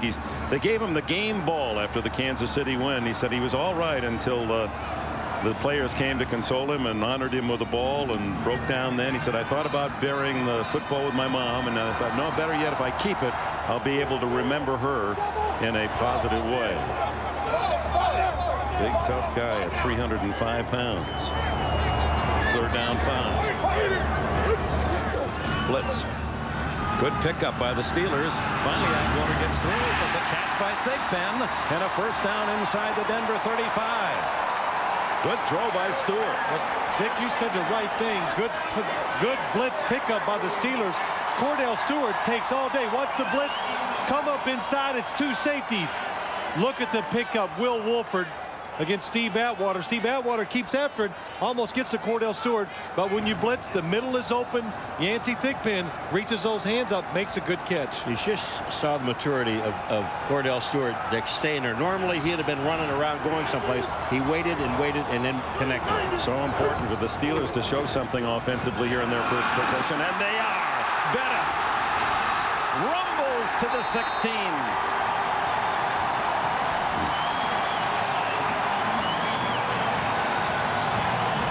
17 more for Bettis.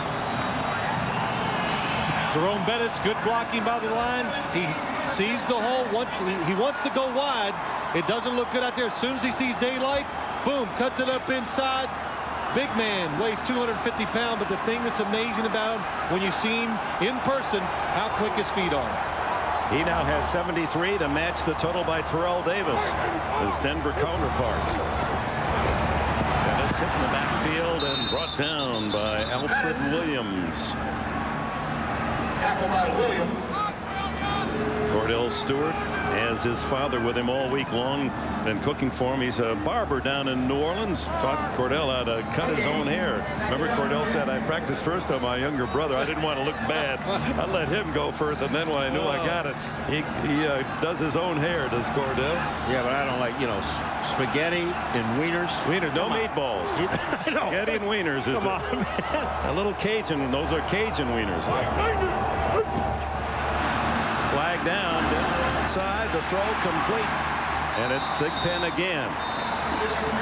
And that combination, Stewart and Thigpen, that led to 3 touchdowns in the win 35-24 a month ago, working again. Well, what happens here is you refuse this penalty. You take this penalty because it's a 5-yard penalty. Otherwise, it'll be 3rd down.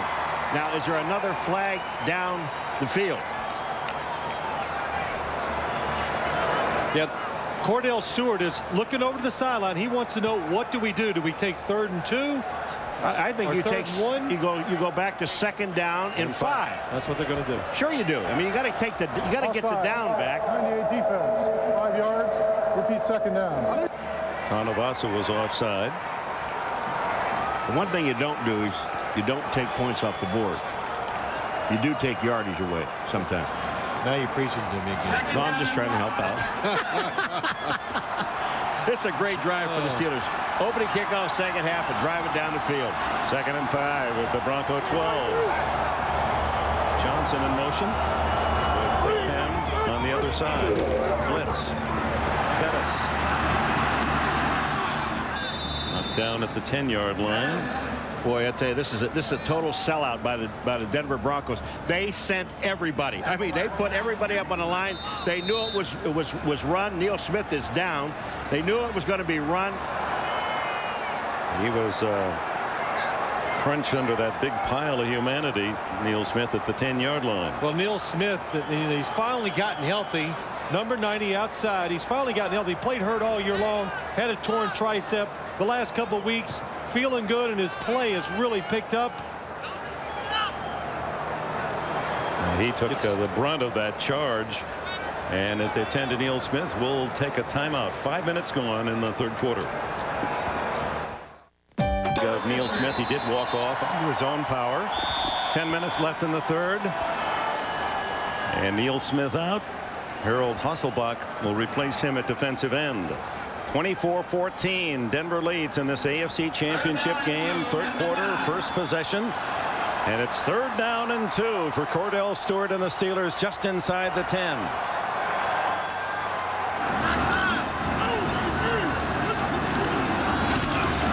Bettis for 5 and a 1st and goal. I'm sitting up here. I'm wondering, what are the Steelers going to do? Is it going to be the option with Cordell Stewart? Is it going to be a shovel pass? No, they just decide, let's just give it to the big guy right up the middle and see if he can run over somebody. That's what he does. You know where you like to play is because they spread everybody out, though. What they do with Bettis is have him one-on-one with the tackler. Now, he's going to win that battle most of the time. They tell Bettis, you got him. Yeah, you got the guy that's going to tackle you. 1st and goal, 5 yards away. Bettis.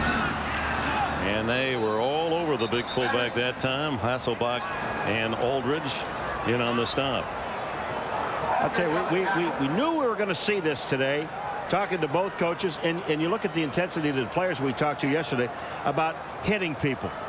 And this is what this game is really all about, is hitting somebody. Execution, hitting people, go back, a hat on a hat, is that what they say? Well, we've seen a whole lot of that. Both wide receivers to the left. And now Johnson in motion.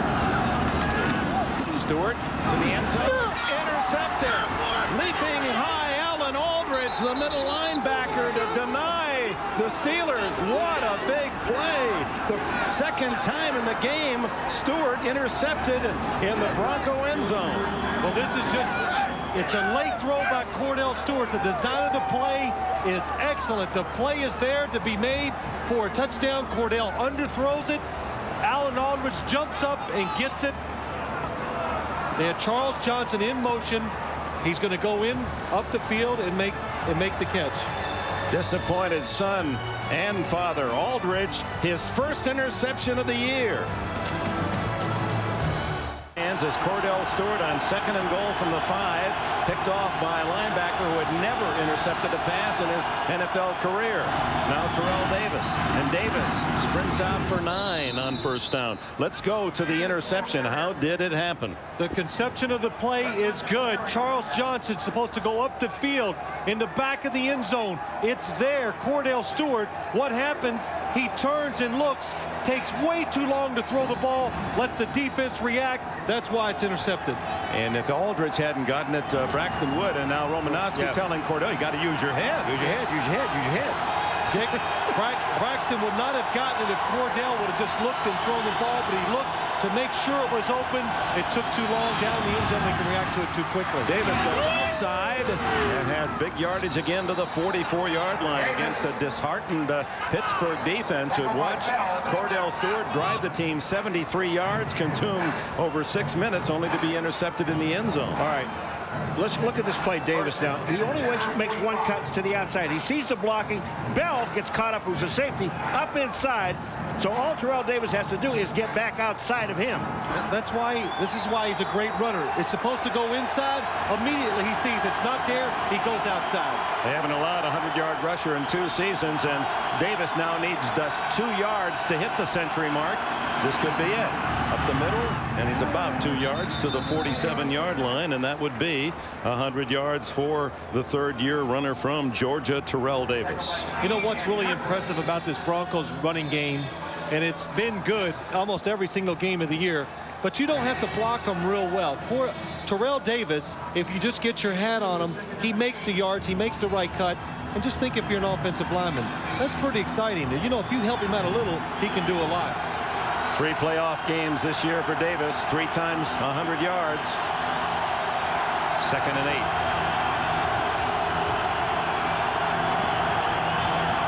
8. Leading 24-14 at Elway. All the time in the world down the middle for Sharp, incomplete. Levon Kirkland again trailing the tight end.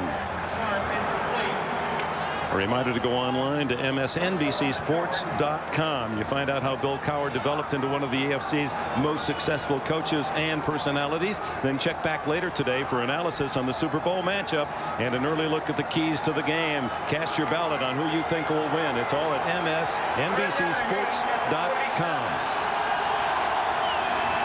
3rd down 8.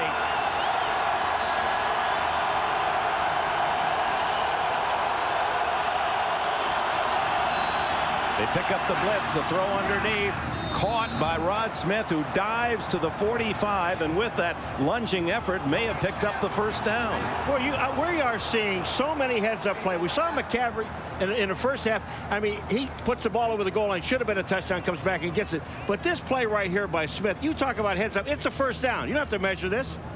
It's first down. Well, that's right. You haven't missed one in 10 years. When your job is done up here, we'll just hire you to go down there. You know, he may be wrong now, Phil. It's the playoffs. He might have weakened, you know, late in the year. He gets tired. Wrong. No, Dick. Are you kidding? You can't be an official. You know why? Because you just can't wear stripes, big boy. He just can't. That would be ugly. But here, a blitz coming to the left of John Elway. Picked up again. Terrell Davis gets Myron Bell. Rod Smith. He sees the blitz, he changes his route, and then the smartest thing of all, reaches out for the first down. At the 45-yard line with less than 6 minutes remaining in the 3rd quarter. Terrell Davis, nothing there. May have been able to burrow for one. Joel Steed there for the stop. They are eating up an awful lot of clock. I mean, we're inside 5.5 minutes. Let's go to John Dockery. You know, Dick, it's a significant change in the wind. Right now it is blowing across the field diagonally into John Elway's face. And that ball he threw deep down the middle a few plays ago, it actually took the nose down and affected the throw. All right, Doc, indeed, the breeze of hardly any at kickoff. You know, Dick, John, that's a good point. We can't feel the breeze up here, but Shannon Sharp was open down the field. I was wondering, John Elway underthrew it. Davis swings it outside and then bumped out of bounds after a gain of a couple at the Pittsburgh 42-yard line. Dante Jones, who is in for Greg Lloyd.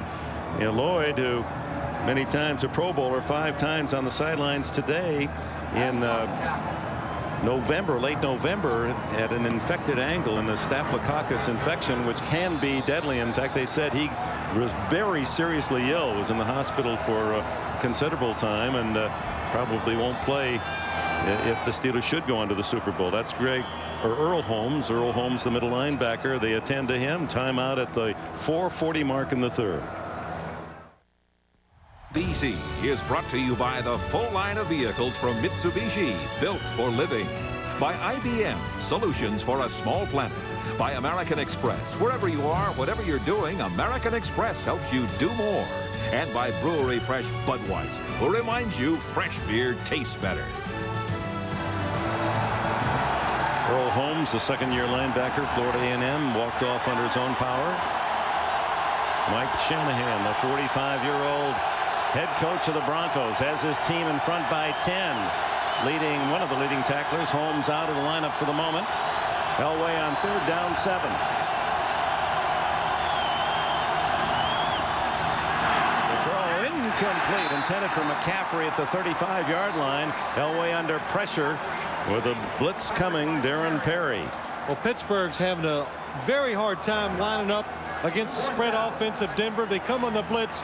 John Elway has to get rid of it. Just leads the receiver too far towards the middle. McCaffrey can't make the catch. J.B. Brown was the man in on the blitz as Darren Perry, the veteran safety from Penn State. Only the second Denver punt. Courtney Hawkins this time back at the 10-yard line. Bruin sends a dying spiral up. That's going nowhere. That bounces back to Aldridge at the 32-yard line. That kick of only 10 yards. Timeout. Three Rivers Stadium, Pittsburgh, and the Goodyear Blimp Spirit of Akron hovering above our arena, providing a great view. 1998 marks the 100th anniversary of Goodyear, the 73rd year for its blimp fleet. Cordell Stewart and the Steelers get a break on the 11-yard, officially the 11-yard punt by Ruin, and they'll start just outside their 31. Stewart, last 10 passes, 2 complete, 3 interceptions. 24-14 Denver, 4:02 left in the third. Brought down after a gain of about 6. John Mobley made the stop. Well, this is a triple threat offense, the Steelers. They had a 3,000-yard passer in Stewart, Thigpen a 1,000-yard receiver, and Bettis well over 1,000 as a rusher. Hadn't happened in Pittsburgh since the last Super Bowl team, that 79 team, when it was Bradshaw, Stallworth, and Harris that had the big numbers. You know, those numbers are almost the same. You know that? Look at it. Went on to beat the Rams in Super Bowl 14. Second down, short 5. Bettis again. Has the first down and more. Battles to the 45. Well, if they're going to they're in the game, but I mean, really get this thing back to normal, to maybe a 3-point game, yeah, they got to go to this guy Bettis. Watch the power of Bettis. The holes are in the middle, and he just makes moves to get a first down. The strength in his legs, just keep giving him the ball till he gets tired. Yeah, usually it's the other way around. He wears down the defense. He has his biggest gains in the second half. First down across the 45. 2:42 left in the third. Stewart. Caught. Charles Johnson, his first catch of the day. Darian Gordon on the coverage. Mobley helped out on the tackle. Well, it appears that Crockett is staying with Thigpen. Is that what's happening? That's right, Dick. Ray Crockett is covering Yancey Thigpen today, so that puts Darian Gordon on the other side, or following Charles Johnson. This time, good throw by Cordell Stewart. Puts it into the body of the receiver, even though it was good coverage by Darian Gordon. Watch Darian Gordon's left hand. He gets it in there right where the ball is. This is a super catch. But the receiver kept going back towards the quarterback. That's why he made the catch. 12 yards on the play. The Colorado connection. They were teammates with the Buffaloes. Throw underneath to Tim Lester, and the blocking fullback gets about 7, maybe 8 before Tanavasa and Aldridge can collaborate on the tackle. Stewart, first half of the seasons this year. Look at 47%, second half 60%. 15 touchdowns, only 4 interceptions, and a rating over 101 compared to those numbers in the first half. No question, as the game wears on, this young man has been a better player, and that's what the Steelers and their fans need now. Down by 10. Final minute and a half of the third quarter. Second down. Bettis plowing for a first down at the 31. Remember what Bill Cowher told us yesterday? Making adjustments. Being able to make an adjustment. When you win at halftime, what isn't working in the first half, throw that out. Make adjustments of things that you have to do in the second half. And that's what this team does. Neil Smith has returned to the lineup, number 90 for the Denver Broncos. Less than a minute remaining now in the third. Bettis at 97 yards for the game. And 49 of those yards coming after his first hit.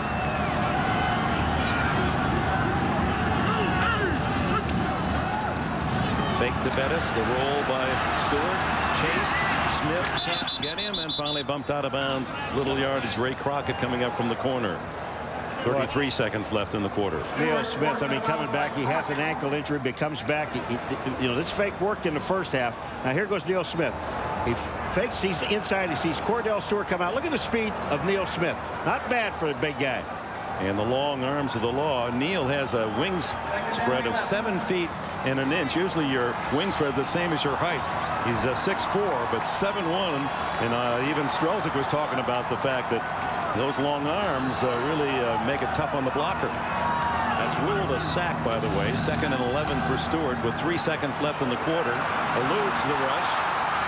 And then the second hit, a fumble, and recovering is number 97, Mike Lodish of the Denver Broncos. And at the end of the 3rd quarter, the turnover has Stewart plagued with 2 interceptions in this half, and now a fumble. Didn't see the blindside hit from Neil Smith. When you're a quarterback and you move around, you know when your time is up as a thrower. Cordell Stewart, it's covered. Now when you make those second moves, you've got to protect the football. A fast defense, they keep hustling, they make the play.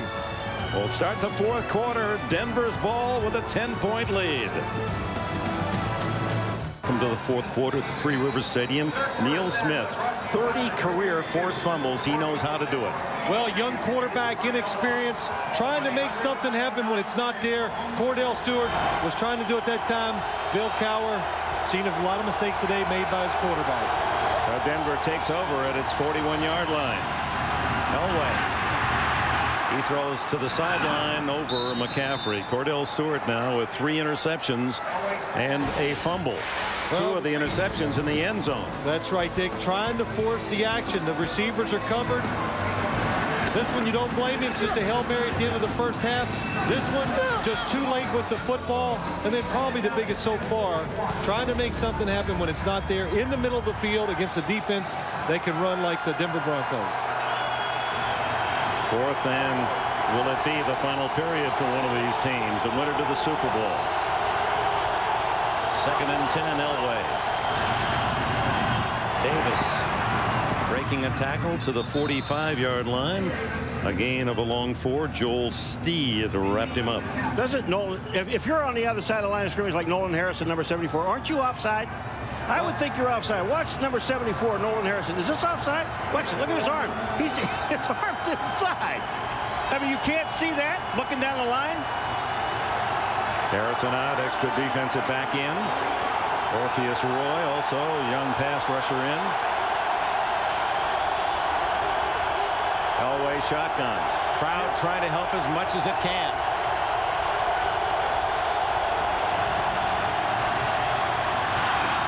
What a catch in the open field by Rod Smith, and a first down at the 35-yard line.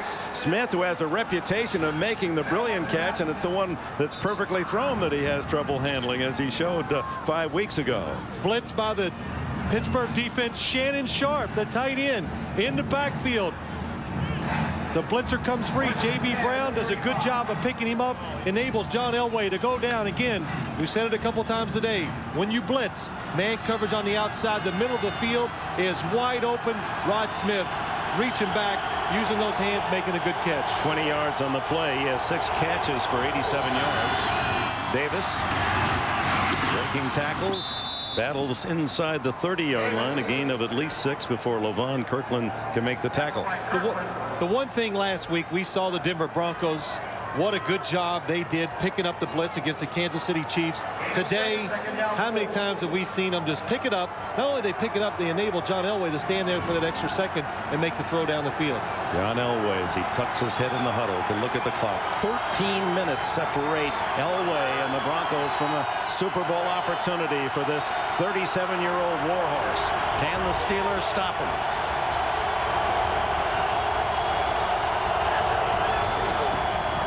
Davis, no gain. Wrapped up by Kevin Henry, the defensive end.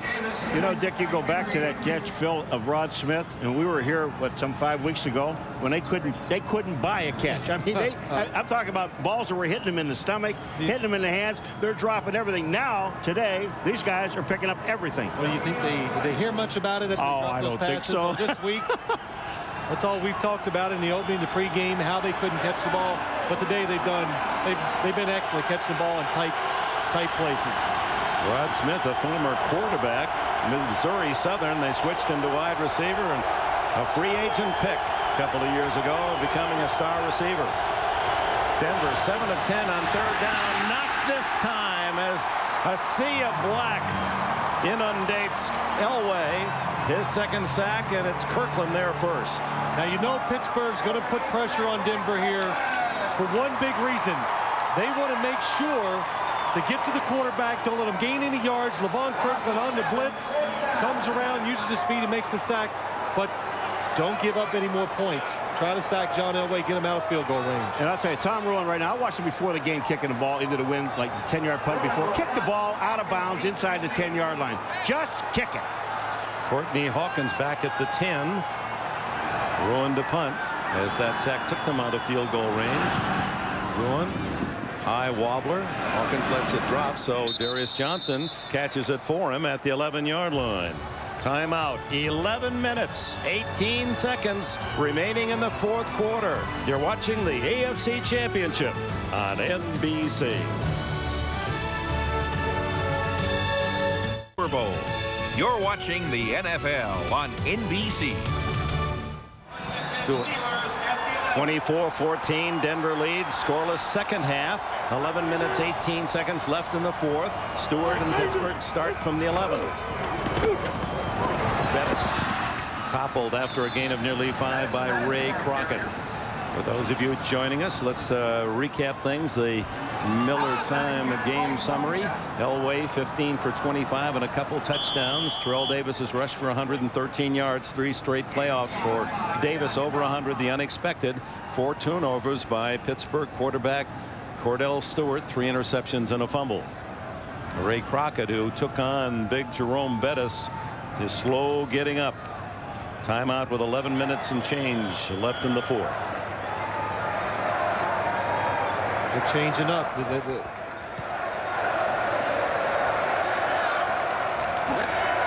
Hey, kid. Yeah? Get the Super Bowl stuff to San Diego on time, and don't mess it up. I'm on top of it. I'm on top of the world, looking down on creation and the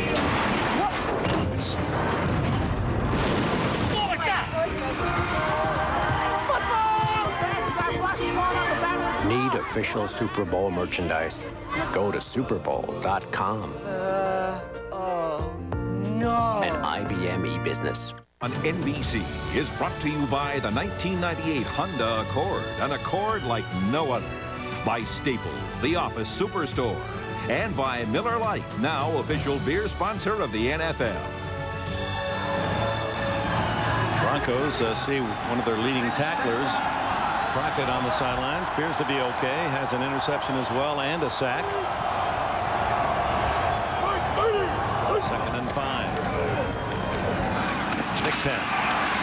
Hit immediately by Darius Johnson, who's in for Crockett, so they immediately go after the replacement of Crockett, and it's a first down. There is no sense of urgency, but you're going under, getting close to what, 10 minutes to go in this ball game. You got to move it along a little quicker. 24-14, and Steelers going into what win there is at Three Rivers today. Into Stewart's face. That didn't bother Jerome Bettis. A lot of white jerseys do. Alan Aldridge and Harold Hasselbach leading that charge. Now, Cordell Stewart has joined the company of John Elway, Dan Marino, Ty Detmer, Eric Kramer, Jeff Kemp, Mark Malone, Cliff Stout, all first-year quarterbacks to take their team into the playoffs. But none of those names took their team to the Super Bowl. No first-year quarterback has ever gone all the way to the big one. Stewart trying to accomplish that. 2nd and 7.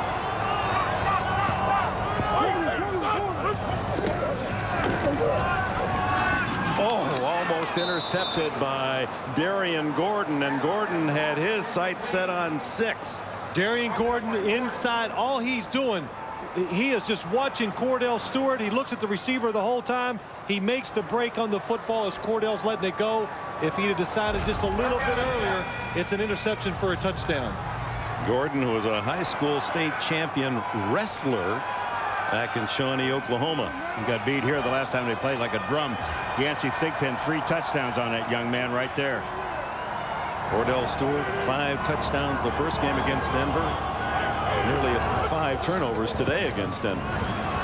3rd down throw. Is it a catch? No, he trapped it. Courtney Hawkins down low. But it took one hop and the official right there to wave it off. Well, the official is there, and this ball is thrown low, and it's thrown to the outside. The one place you really want to throw the ball, but you look at it, goes right through his arms. It's on the ground. It's an excellent call. The official was in a perfect position to do it. Stewart wanted the catch, but incomplete. 9 minutes and 28 seconds, and the Steelers will have to give up the ball. Cordell Stewart knows, get that first down, get some rhythm with the offense, get moving, and he'd have a chance to make some plays, and but didn't connect on the third down, stops him. Gordon back. He averaged 13.5 per return. He won't have a chance on this one. Short kicks, lateral bounce. That's that love-hate relationship. Cowher and his punter. A short 34-yarder to the Denver 40. NBC is brought to you by Domino's Pizza, delivering 1 million smiles a day. Call for pizza now and share a smile during the game. Back in Pittsburgh with a reminder tonight on Dateline. Interview exclusive with Detroit Lions Reggie Brown. We prayed that he was alive when we did that game in Detroit, along with the players themselves, both huddles, and then prayed that he'd walk, and he appears to be recovering. It's a courageous story. That's on Dateline tonight. I don't remember being that scared watching a ball game. Elway on first down from his 40. Overthrows the wide open Shannon Sharp.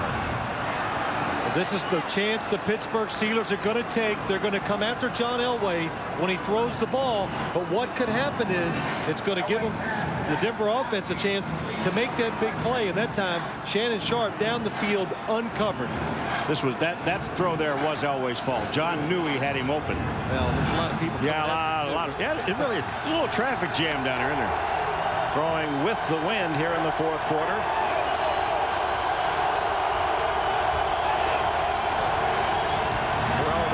Cuts it inside and to the 42, the 43-yard line. A gain of 3. Earl Holmes made the stop. Mike Shanahan, wherever he's been around winners. And look at that. In 14 years, 8 times he has played in the NFC or AFC championship game as a head coach or assistant. That's his son Kyle behind him. Kyle's on a winning streak. When he's gone to the games with his dad, they're 20-0. He wasn't around for Jacksonville in the playoffs a year ago. Shanahan said, Kyle, you have no choice. Even if I have to take you out of school Friday, you're coming with us. 3rd and 8, Elway. Hit as he throws, incomplete. Chris Oldham, a cornerback, extra back on 3rd and 8, comes in on the blitz. Well, Pittsburgh's got to make something happen. You know they're going to blitz. Coming from the outside, takes Chris Oldham a little too long. Pittsburgh's lucky somebody didn't come open down the field for John Elway to throw it to. There was nobody open downfield, Phil. He had no one. Terrell Davis is the guy that really missed the block. So Ruin will punt, and the Broncos did not consume much time on that possession, only about 2 minutes. Ruin very high and also very short. Fair catch at the 31 by Courtney Hawkins. The Steelers trail by 10. Good field position. Year-old John Elway in Denver. That elusive Super Bowl chance and win. And young Cordell Stewart at age 25. How about him? Elway with 2 touchdown passes late in the first half to give Denver the lead. Now, can young Stewart and the Steelers engineer a comeback win? The Super Bowl invitation awaits. 24-14 with 8 minutes and 25 seconds to go, and Stewart sets up shop at his own 31.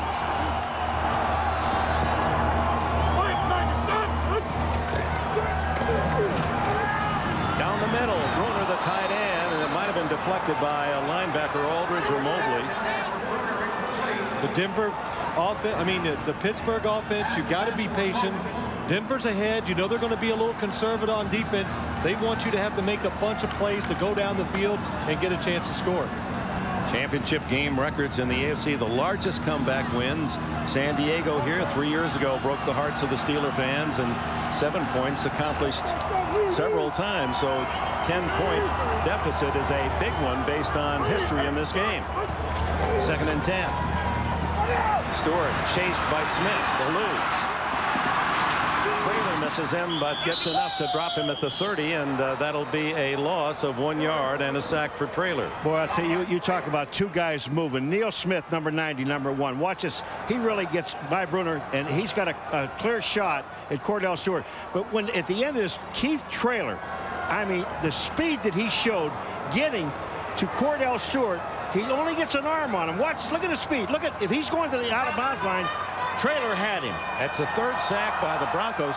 Pittsburgh, only 20 sacks all year. That was best in the league. So they've kept pressure on Stewart with those blitzes and individual effort. 3rd and 11. 8 men. Stewart has to throw it up for grabs, and it's batted away. Ray Crockett over the top of Yancey Thigpen. The reason the defense, why they bring them all that time, they take the chance to get to the quarterback. They know Pittsburgh can't pick them all up. It's 3rd and 10. The offense has to get rid of the ball quicker than they want to. They have to throw it shorter. Look at all the people coming on the blitz. Watch 27, Atwater. You want to see a guy go down in a heartbeat? Look at, watch Atwater. Someone reaches up, boink, just throws that kid with a shot, just knocked him down. And that's the new thing in this NFL. 3rd and long, defenses now blitz. They don't play a safe defense and try to make you throw it short. They blitz you, they make you throw it short. Midway through the 4th. Miller's left-footed punt, and how quiet this Three Rivers partisan crowd has become. Gordon takes no chances, and it's down by Oldham at the 29. Cordell Stewart checking the clock. Will there be time enough for Pittsburgh to score at least 10? With our producer Tommy Roy, director John Gonzalez, Dick Enberg with Phil Simms, Paul McGuire, John Dockery, Jim Gray, Three Rivers Stadium. Back and forth early in the game, and then John Elway with 2 touchdown passes in the final 2 minutes of the first half. No score in the second half. Denver leads 24-14. First down, and it's Terrell Davis drawing a crowd after a gain of a couple. Earl Holmes and Dante Jones in on the tackle. John Elway at 37 years of age in his 15th year in the league. He got to the Super Bowl 3 times as a youngster. It's been a long wait, and here in the twilight of a great Hall of Fame career, Elway is within 7 minutes now from a 4th chance at that Super Bowl ring that would be the final stamp on a career that said how great this man has been. Steelers have different ideas. They want to get the ball back for Cordell Stewart, who's had a rough day. Davis breaks a tackle of Dante Jones, gains a couple to the 35. It'll be 3rd down and 5. 6.5 minutes remain. You know, Dick, we were talking to John Elway yesterday, and with John Cannon, he said, you know, all these guys are saying, well, we got to get to the Super Bowl for John Elway. I said, you don't think the other 52 guys want to go to? Yeah. John says, I know. I'm getting sick of hearing this. We're going to get it for John Elway. Why don't we get it for the Denver Broncos? The people in Denver deserve another shot at the Super Bowl. Well, Romanowski in the defense saying just keep that ball, chew up the clock. 120 yards now for Terrell Davis. He had only 75 in the regular season, and his longest run was 7 yards.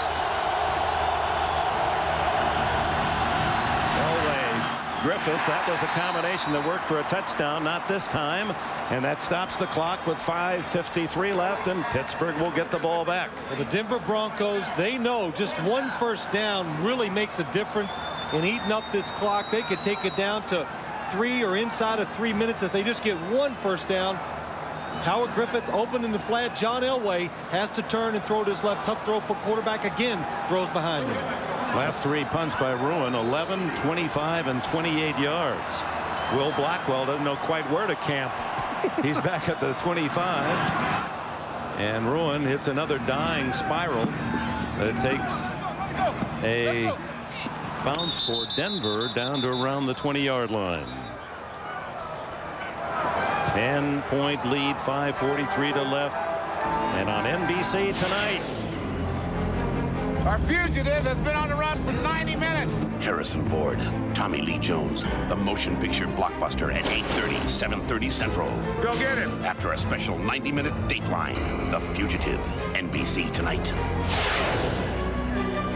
Harrison Ford and Tommy Lee Jones, former footballer at Harvard, and won an Academy Award for his portrayal. Tonight, The Fugitive on NBC. Ray Crockett is back, Dick. At that left corner. 1st and 10 Steelers. Blitz from Gordon. Stewart straight arms him away. Scramble, stops, throws, and completes. Will Blackwell, 1st down at the 38, his first catch today. Tyrone Braxton the stop. Well, Denver trying to win the game here on the net. The first couple plays, they're blitzing. Look, I never thought they'd blitz anymore. I thought they'd play it safe. Cordell Stewart shakes off the sack, comes outside, creates some time for himself, makes a good throw here for the pickup of the 1st down. 16 yards on the play. 5:15 remaining. In the middle, incomplete. Charles Johnson covered by Darius Johnson, not related.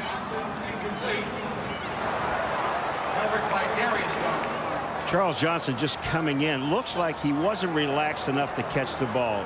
Johnson is on him. Look at this. I mean, it just looks like a little bit too relaxed. You've got to concentrate on that ball. Every single yard is so important. When you're in 5 minutes and 9 seconds, the only good thing about that play was incomplete and stopped the clock. 5:09 left. Cordell now 12 for 30. 149 yards. Another blitz. And the quick pass works. And Courtney Hawkins close to a 1st down before Alfred Williams can make the tackle. Well, Cordell Stewart, I can notice he's having a hard time getting into rhythm, throwing this football, not having much success. So what do? Call a play you know he can complete. Denver's defense blitzing. Good call, the screen play. Alfred Williams now slow getting up, so time is called with 4:48 left. And now with the clock showing less than 5, any play out of bounds, a runner out of bounds will stop the clock. Steelers need to score and then get the ball back for another. Alfred Williams, what a great play he makes. Now he's on the line of scrimmage. Now he comes all the way back and chases down the ball, the receiver Hawkins, and he looks like he just landed on his knee. Alfred Williams not at full strength the last time they met, nor was Neil Smith. They've got 9 tackles and a sack and a forced fumble between them, the 2 ends, and Tanavasa didn't play last time. He has a couple of tackles. You know, so much has changed in this league the last few years. One of them, we just saw Alfred Williams, a defensive lineman, running across the field to make a tackle. On 3rd down and short, straight ahead for the 1st down goes Cordell Stewart. Only the 2nd time he's run the ball. The other time he ran all the way for a touchdown, 33 yards. Crowd starting to get nervous. Hurry up, they're saying as the clock ticks down under 4:20. Williams is back in the lineup for Denver. Stewart gonna run it. And ducks out of bounds with a 1st down at the 42. Clock stop 4:07. Fred McAfee came back to make a block on Keith Traylor, and Keith Traylor almost killed him. I mean, he just deliberately tried to run over him. I mean, McAfee, I really like him now.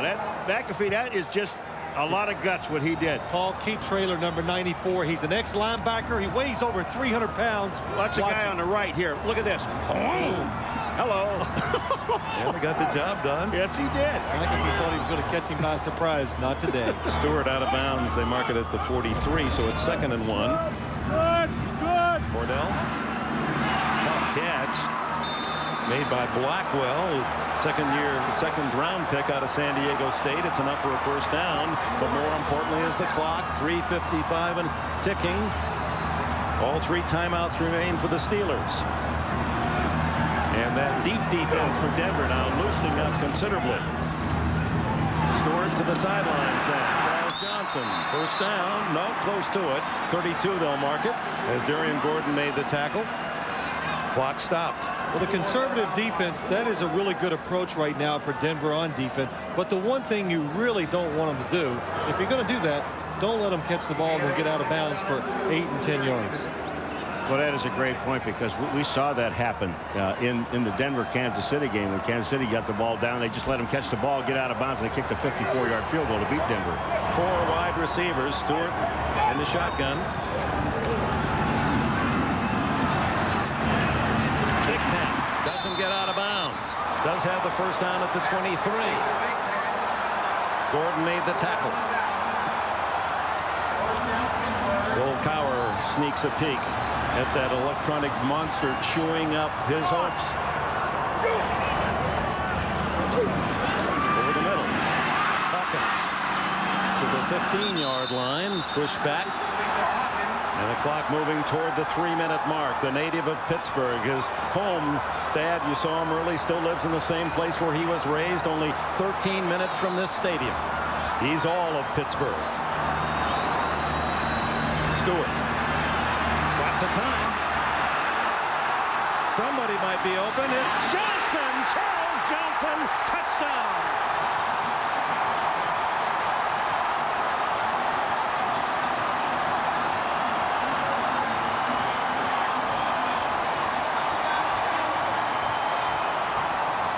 Cordell really showed some experience there. What he learned earlier. Nobody's open down the field. He didn't take a chance. He didn't force it. He moves around. Somebody opens up down the field, finds him, and makes a terrific throw into the corner of the end zone.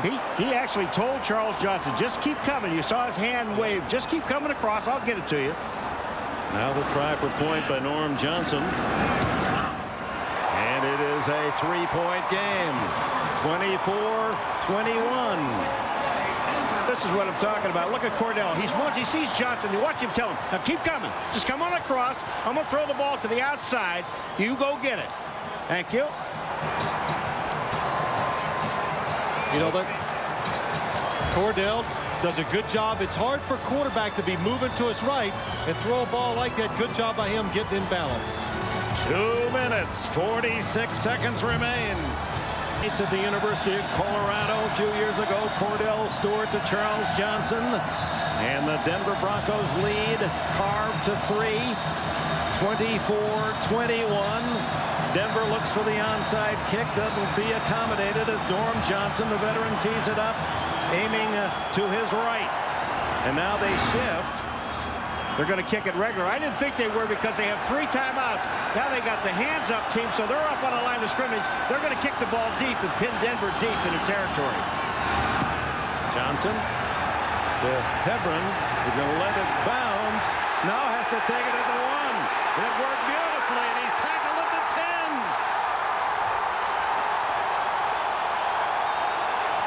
This is such a good play because what they did is they forced Denver to bring their hands team on, which that means they're all receivers, defensive back, all the small people, Dick, and then they keep them there.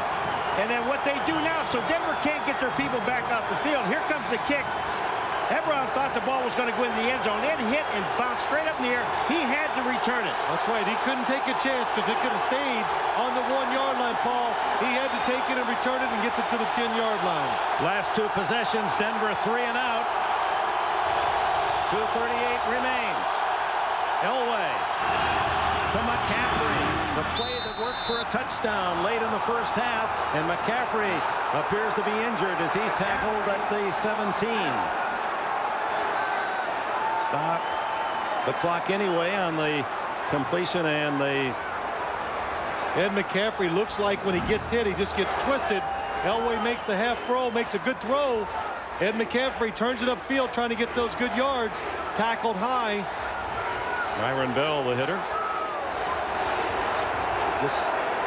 McCaffrey goes down on his knees, Phil. What he's trying to do is stay in bounds. You talk about heads up. Look at, he's trying to keep himself in bounds. So he sacrificed his entire body just to keep himself, to keep that clock going. Actually, he was down. He was in bounds. Both knees on the ground, sliding. But the officials ruled that he was out of the field of play, and the clock stopped. Wait a minute. No, they're working on that clock is going to start again, Dick. Because the official on the field wound up the clock. It is in bounds. And Elway's gone to the sidelines here, so he figures they'll wind it up, and either the Steelers will use one of their timeouts, or he'll just let it run down to the 2-minute warning. This clock is going to start. Well, Elway now back into the huddle.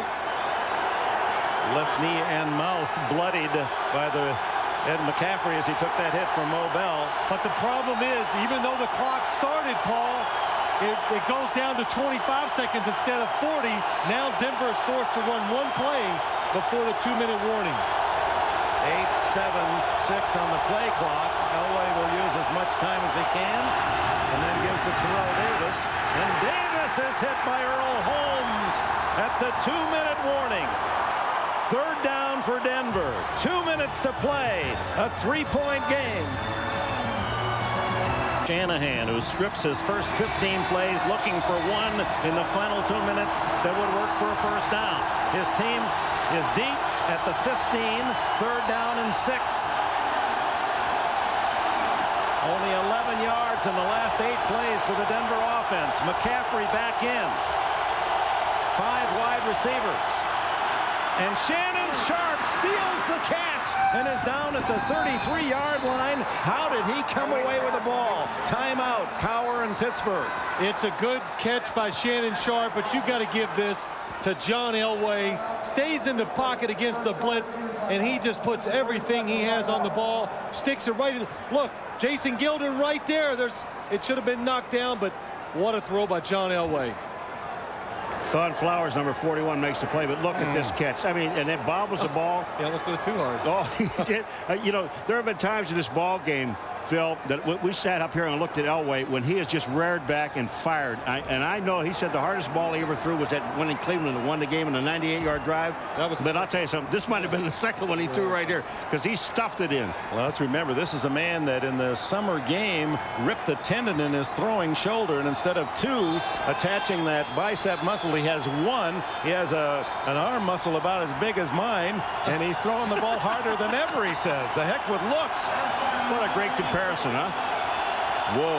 You've been working out, though, Dick. That a big 18-yard completion. Now the pressure on the Steeler defense as Elway rolls out, pumps it to McCaffrey. McCaffrey stays inbounds, but has another first down at the 44-yard line.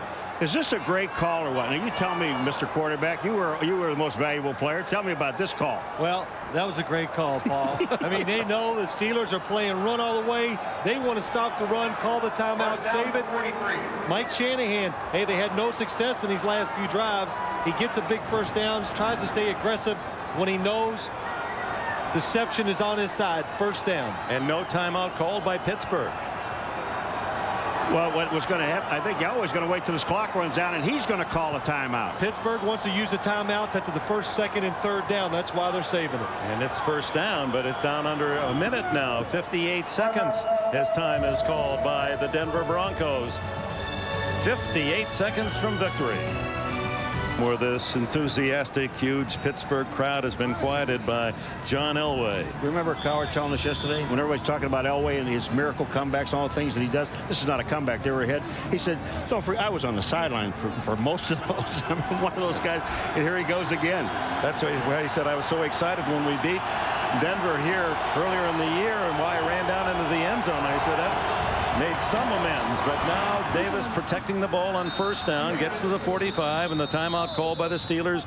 52 seconds remain as the Denver Broncos trying to become only the 5th wild card team in the NFL to make it to the Super Bowl. There are the others. The Cowboys had to play only 2 games as a wild card to get there. The Raiders are the only wild card team to win it when they beat Philadelphia the 80 season, and then the Patriots and Bills the other 2 out of the wild card ranks to go to the Super Bowl. The odds are not good.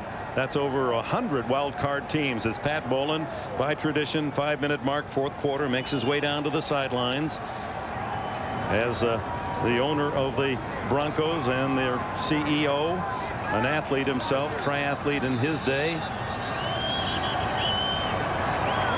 Jim Lester. Steve. Sty. I mean, these guys are just give us some hope. Get us the ball. Well, they know that they have a miracle maker in young Cordell Stewart. He can make some wonderful things happen, but will Denver allow? 2nd and 8, 52 seconds. Davis protecting the ball, but he has the first down, and Moore stays in bounds at the Pittsburgh 35, and that should just about wrap it up for the Denver Broncos. They're celebrating over on the far sidelines. Another first down, and the clock is running. Neil Smith, who left a terrific team, the Kansas City Chiefs. They couldn't sign him. Comes to Denver for much a half or less of the salary that he was gaining in Kansas City. He wanted to be with a team with a chance. Romanowski, you saw, he knows the feeling. He was a member of a Super Bowl champion in San Francisco. And, of course, the man that they'll all be chronicling, the headliner, John Elway, one kneel down away from his 4th Super Bowl trip.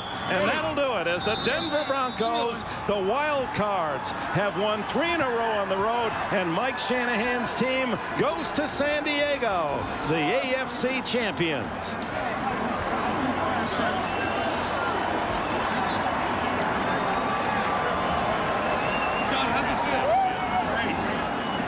You saw his son Kyle, now 21-0. He's going to the Super Bowl. I think Kyle will get a free trip. Give him a suite. Thanks, Jim. And with elation on one side, so tough to digest the defeat after a long, wonderful season. Get the home field advantage in the championship game, but for the second time in 4 years, the Steelers lose at home, a game away from the Super Bowl. And John Elway certainly has earned the chance. He played like a star today, didn't he? Well, the whole team did for the Denver Broncos. They came in, they played to win on both sides of the ball. They tried to force the action. Their defense early did a terrific job. Tyrone Braxton said to us yesterday, and I thought about this a lot today, he said if we can get them to throw the ball, we can force them into mistakes. They did. They took advantage of them. Of course, the Denver's offense always goes after it. Bill Cowher, the Pittsburgh native, with that disappointing trip into the locker room. Broncos revenge tour. They got Jacksonville. Last week, Kansas City. And another team that tormented them this year, Bill Cowher's Pittsburgh Steelers. The final score, 24-21. Denver the winner. The trophy presentation, Don Shula celebrating the 25th anniversary of that unbeaten Miami Super Bowl champion team will present the Lamar Hunt Trophy. Don't go away. We'll be back in Pittsburgh in a moment. Certainly deep in disappointment. There's a handful of Denver Broncos continuing their celebration 24-21. Let's go to Jim Gray. All right. Thank you very much, Dick. Some very happy Denver Broncos. Neil Smith, Alfred Williams, and let's start with you, John Elway. This game here today, it seemed as though it was quite a struggle. No points in the second half, 24-14. Took a while to get on track. How would you describe this game? Well, I tell you what, it was awful loud when we started. We started slow, but we were able to make some big plays there in the second quarter and get ahead. And after that, man, the defense just took over. They kept stopping them, and we struggled a little bit offensively, but the defense just hung in there. And then when they did get it down there and get it close, we got the first downs when we needed them. So it was a big team win. Are you thinking at all, hey, we have several chances here with 9 minutes and we go 3 and out 2 or 3 times? You're starting to think, uh-oh, this could slip away? Well, yeah, it was definitely scary at that time, but I think that we knew that all we had to do is if we could just put one in, get one score in there, that we could put the dagger in the heart, but we couldn't do it. They kept fighting, and you got to give them a lot of credit. They never gave up, and it made it awful tough. John, your 4th Super Bowl now, an opportunity. Everybody has been talking, 37 years old, one more try, you're going to get it. Tell us about your feelings right now, and do you savor this moment, or will it be incomplete if you don't win? Well, no, I tell you what, we're going to go in there and play the best game that we can possibly play, and hopefully we come out with a win. If we don't, we still had a great year. But I tell you what, we're going to put everything we got into that, and hopefully it's good enough to win. We look forward to seeing you in San Diego. Congratulations, John. Thanks, Jim. All right, trophy presentation time. Let's send it over to Greg Gumbel. Come on, guys. The AFC Championship trophy, Lamar Hunt Trophy, goes to the winner of the AFC Championship and half the ticket to the Super Bowl. Here to present that trophy to the Denver Broncos today is the winningest head coach of all time in the National Football League. 25 years ago, he and his Miami Dolphins won the AFC Championship game here in Pittsburgh en route to a perfect 17-0 season. Don Shula will present the trophy to Pat Bowlen of the Denver Broncos. Don. Thank you. On behalf of the American Football Conference, I want to present this Lamar Hunt Trophy to today's winner, the Denver Broncos. What a great victory. Their owner, Pat Bowlen, is up here. Mike Shanahan, the head coach, has done such a fine job. And what's really impressed me was that this football team for the last 2 weeks has gone into Kansas City and won, And now they've come into Pittsburgh and won the ball game that puts them into the Super Bowl. So, Pat, congratulations to you on this tremendous accomplishment, and also to Mike, and good luck to you. The AFC in the Super Bowl. Let's win it. Thank you, Don. It's a great pleasure to accept this trophy from one of the greats of our game. Thank you for being here. I want to tell the fans here in Pittsburgh, the team, the ownership, we're very proud to have beat a very good organization. We've got a lot of respect for the people here in Pittsburgh and for this organization. We will go on to the Super Bowl, and we will represent the AFC very well. And we're really looking forward to seeing San Diego. Thank you. Pat, I have to ask you, you're a veteran of this. This will be your 4th Super Bowl in your tenure as head of the Denver Broncos, the 5th for the franchise. But when you walked up here a couple of minutes ago, you said you were in something of a daze. I was in a daze. I feel like I was back in Cleveland in 1986. It was just about that kind of a game, and it was a close game all the way and fought very hard by both teams. And I think the AFC is going to go to the Super Bowl this year and win it. Pat, thank you. Congratulations. Also with us up here is the head coach of the Denver Broncos, Mike Shanahan. Mike, congratulations to you. You have repeatedly said that maybe this is happening a year later than everybody thought it would, that maybe you guys felt this is what should have taken place a year ago, but it didn't. Well, we feel very fortunate. We had a team today that fought very hard. Offense, defense, and special teams. As Pat just said, we beat a very good football team and a great organization. So on behalf of the Denver Broncos, we'd like to thank the Steelers, and we'll try to represent the AFC, hopefully in the right way. Pinpoint a key moment in this game this afternoon. Well, went back and forth the whole game. I think the big point was that 3rd down and 5, 3rd down and 6 that we converted. Of course, Pittsburgh had a chance to be in field goal position or possibly a touchdown with enough time left. So it was one of those hard-fought games that went both ways, and very proud of our players. You probably won't be asked this in the next couple of weeks, so I might as well ask you about this 13-game winning streak that the NFC has in the Super Bowl. Well, they have. They've played very hard. Hopefully that we're physical enough on both sides of the football to compete with them. It'll be a great matchup, whoever it is. We're just looking forward to playing. All right, congratulations to you, Mike. We'll see you in San Diego. Thanks, Greg. You bet. Let's go back to Dick Enberg. All right, Greg Gumbel. It's kind of a bizarre scene, isn't it? This big stadium with so much noise just minutes ago, almost empty as the champions of the AFC are crowned. Jim? All right, thank you very much, Dick. I'm now joined by Neil Smith. Neil, it's been an awful long wait for you. 9 years and you switched teams. You left Kansas City, you came here to Denver. Took a lot of criticism for it. Took a lot of guts on your part to take the pay cut. Your thoughts on now getting a chance at the Super Bowl? Well, you know, I just thank the Almighty God for this day. You know, we went against some great ball clubs in this tournament, and we just stuck together. And I think there's no doubt, you know, this team deserved this. You know, I just wanted to get number 7 one more chance at it, and I know at him at the hand, I feel very good about this. You made this quite interesting. Did the Denver Broncos? Were you concerned that in the end they could come down and kick the field goal or score a touchdown? Well, you know, I know Bill Carr was going to have them ready to play, and I just didn't know we were going to come in here and going to blow them out. I know it's going to be a very far ball game, but, you know, they did a great job at the end and you know, went with the 4 wides, and Cordell did a great job of, you know, hitting some of those guys and hit the touchdown in the end. But I tell you, you know, we hung together, and our offense put that 2-minute drill together, and that's what it counts. Now, Cordell Stewart, you were able to contain him today. 3 interceptions. You caused him to fumble. 35 points they scored on December the 6th. What was the major adjustment that the Broncos made between that game and this game and shutting them out in the second half?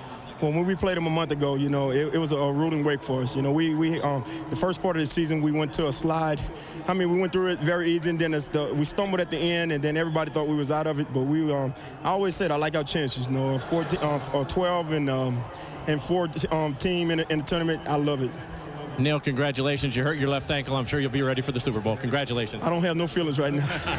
Let's send it back upstairs to you, Dick. All right. Neil Smith in his 10th season goes to his first Super Bowl. Now stay tuned for the Sun America post-game report. Much more to come, including interviews from both locker rooms, winners and losers today, all coming up after these messages from your local station. The Denver Broncos are the AFC champions.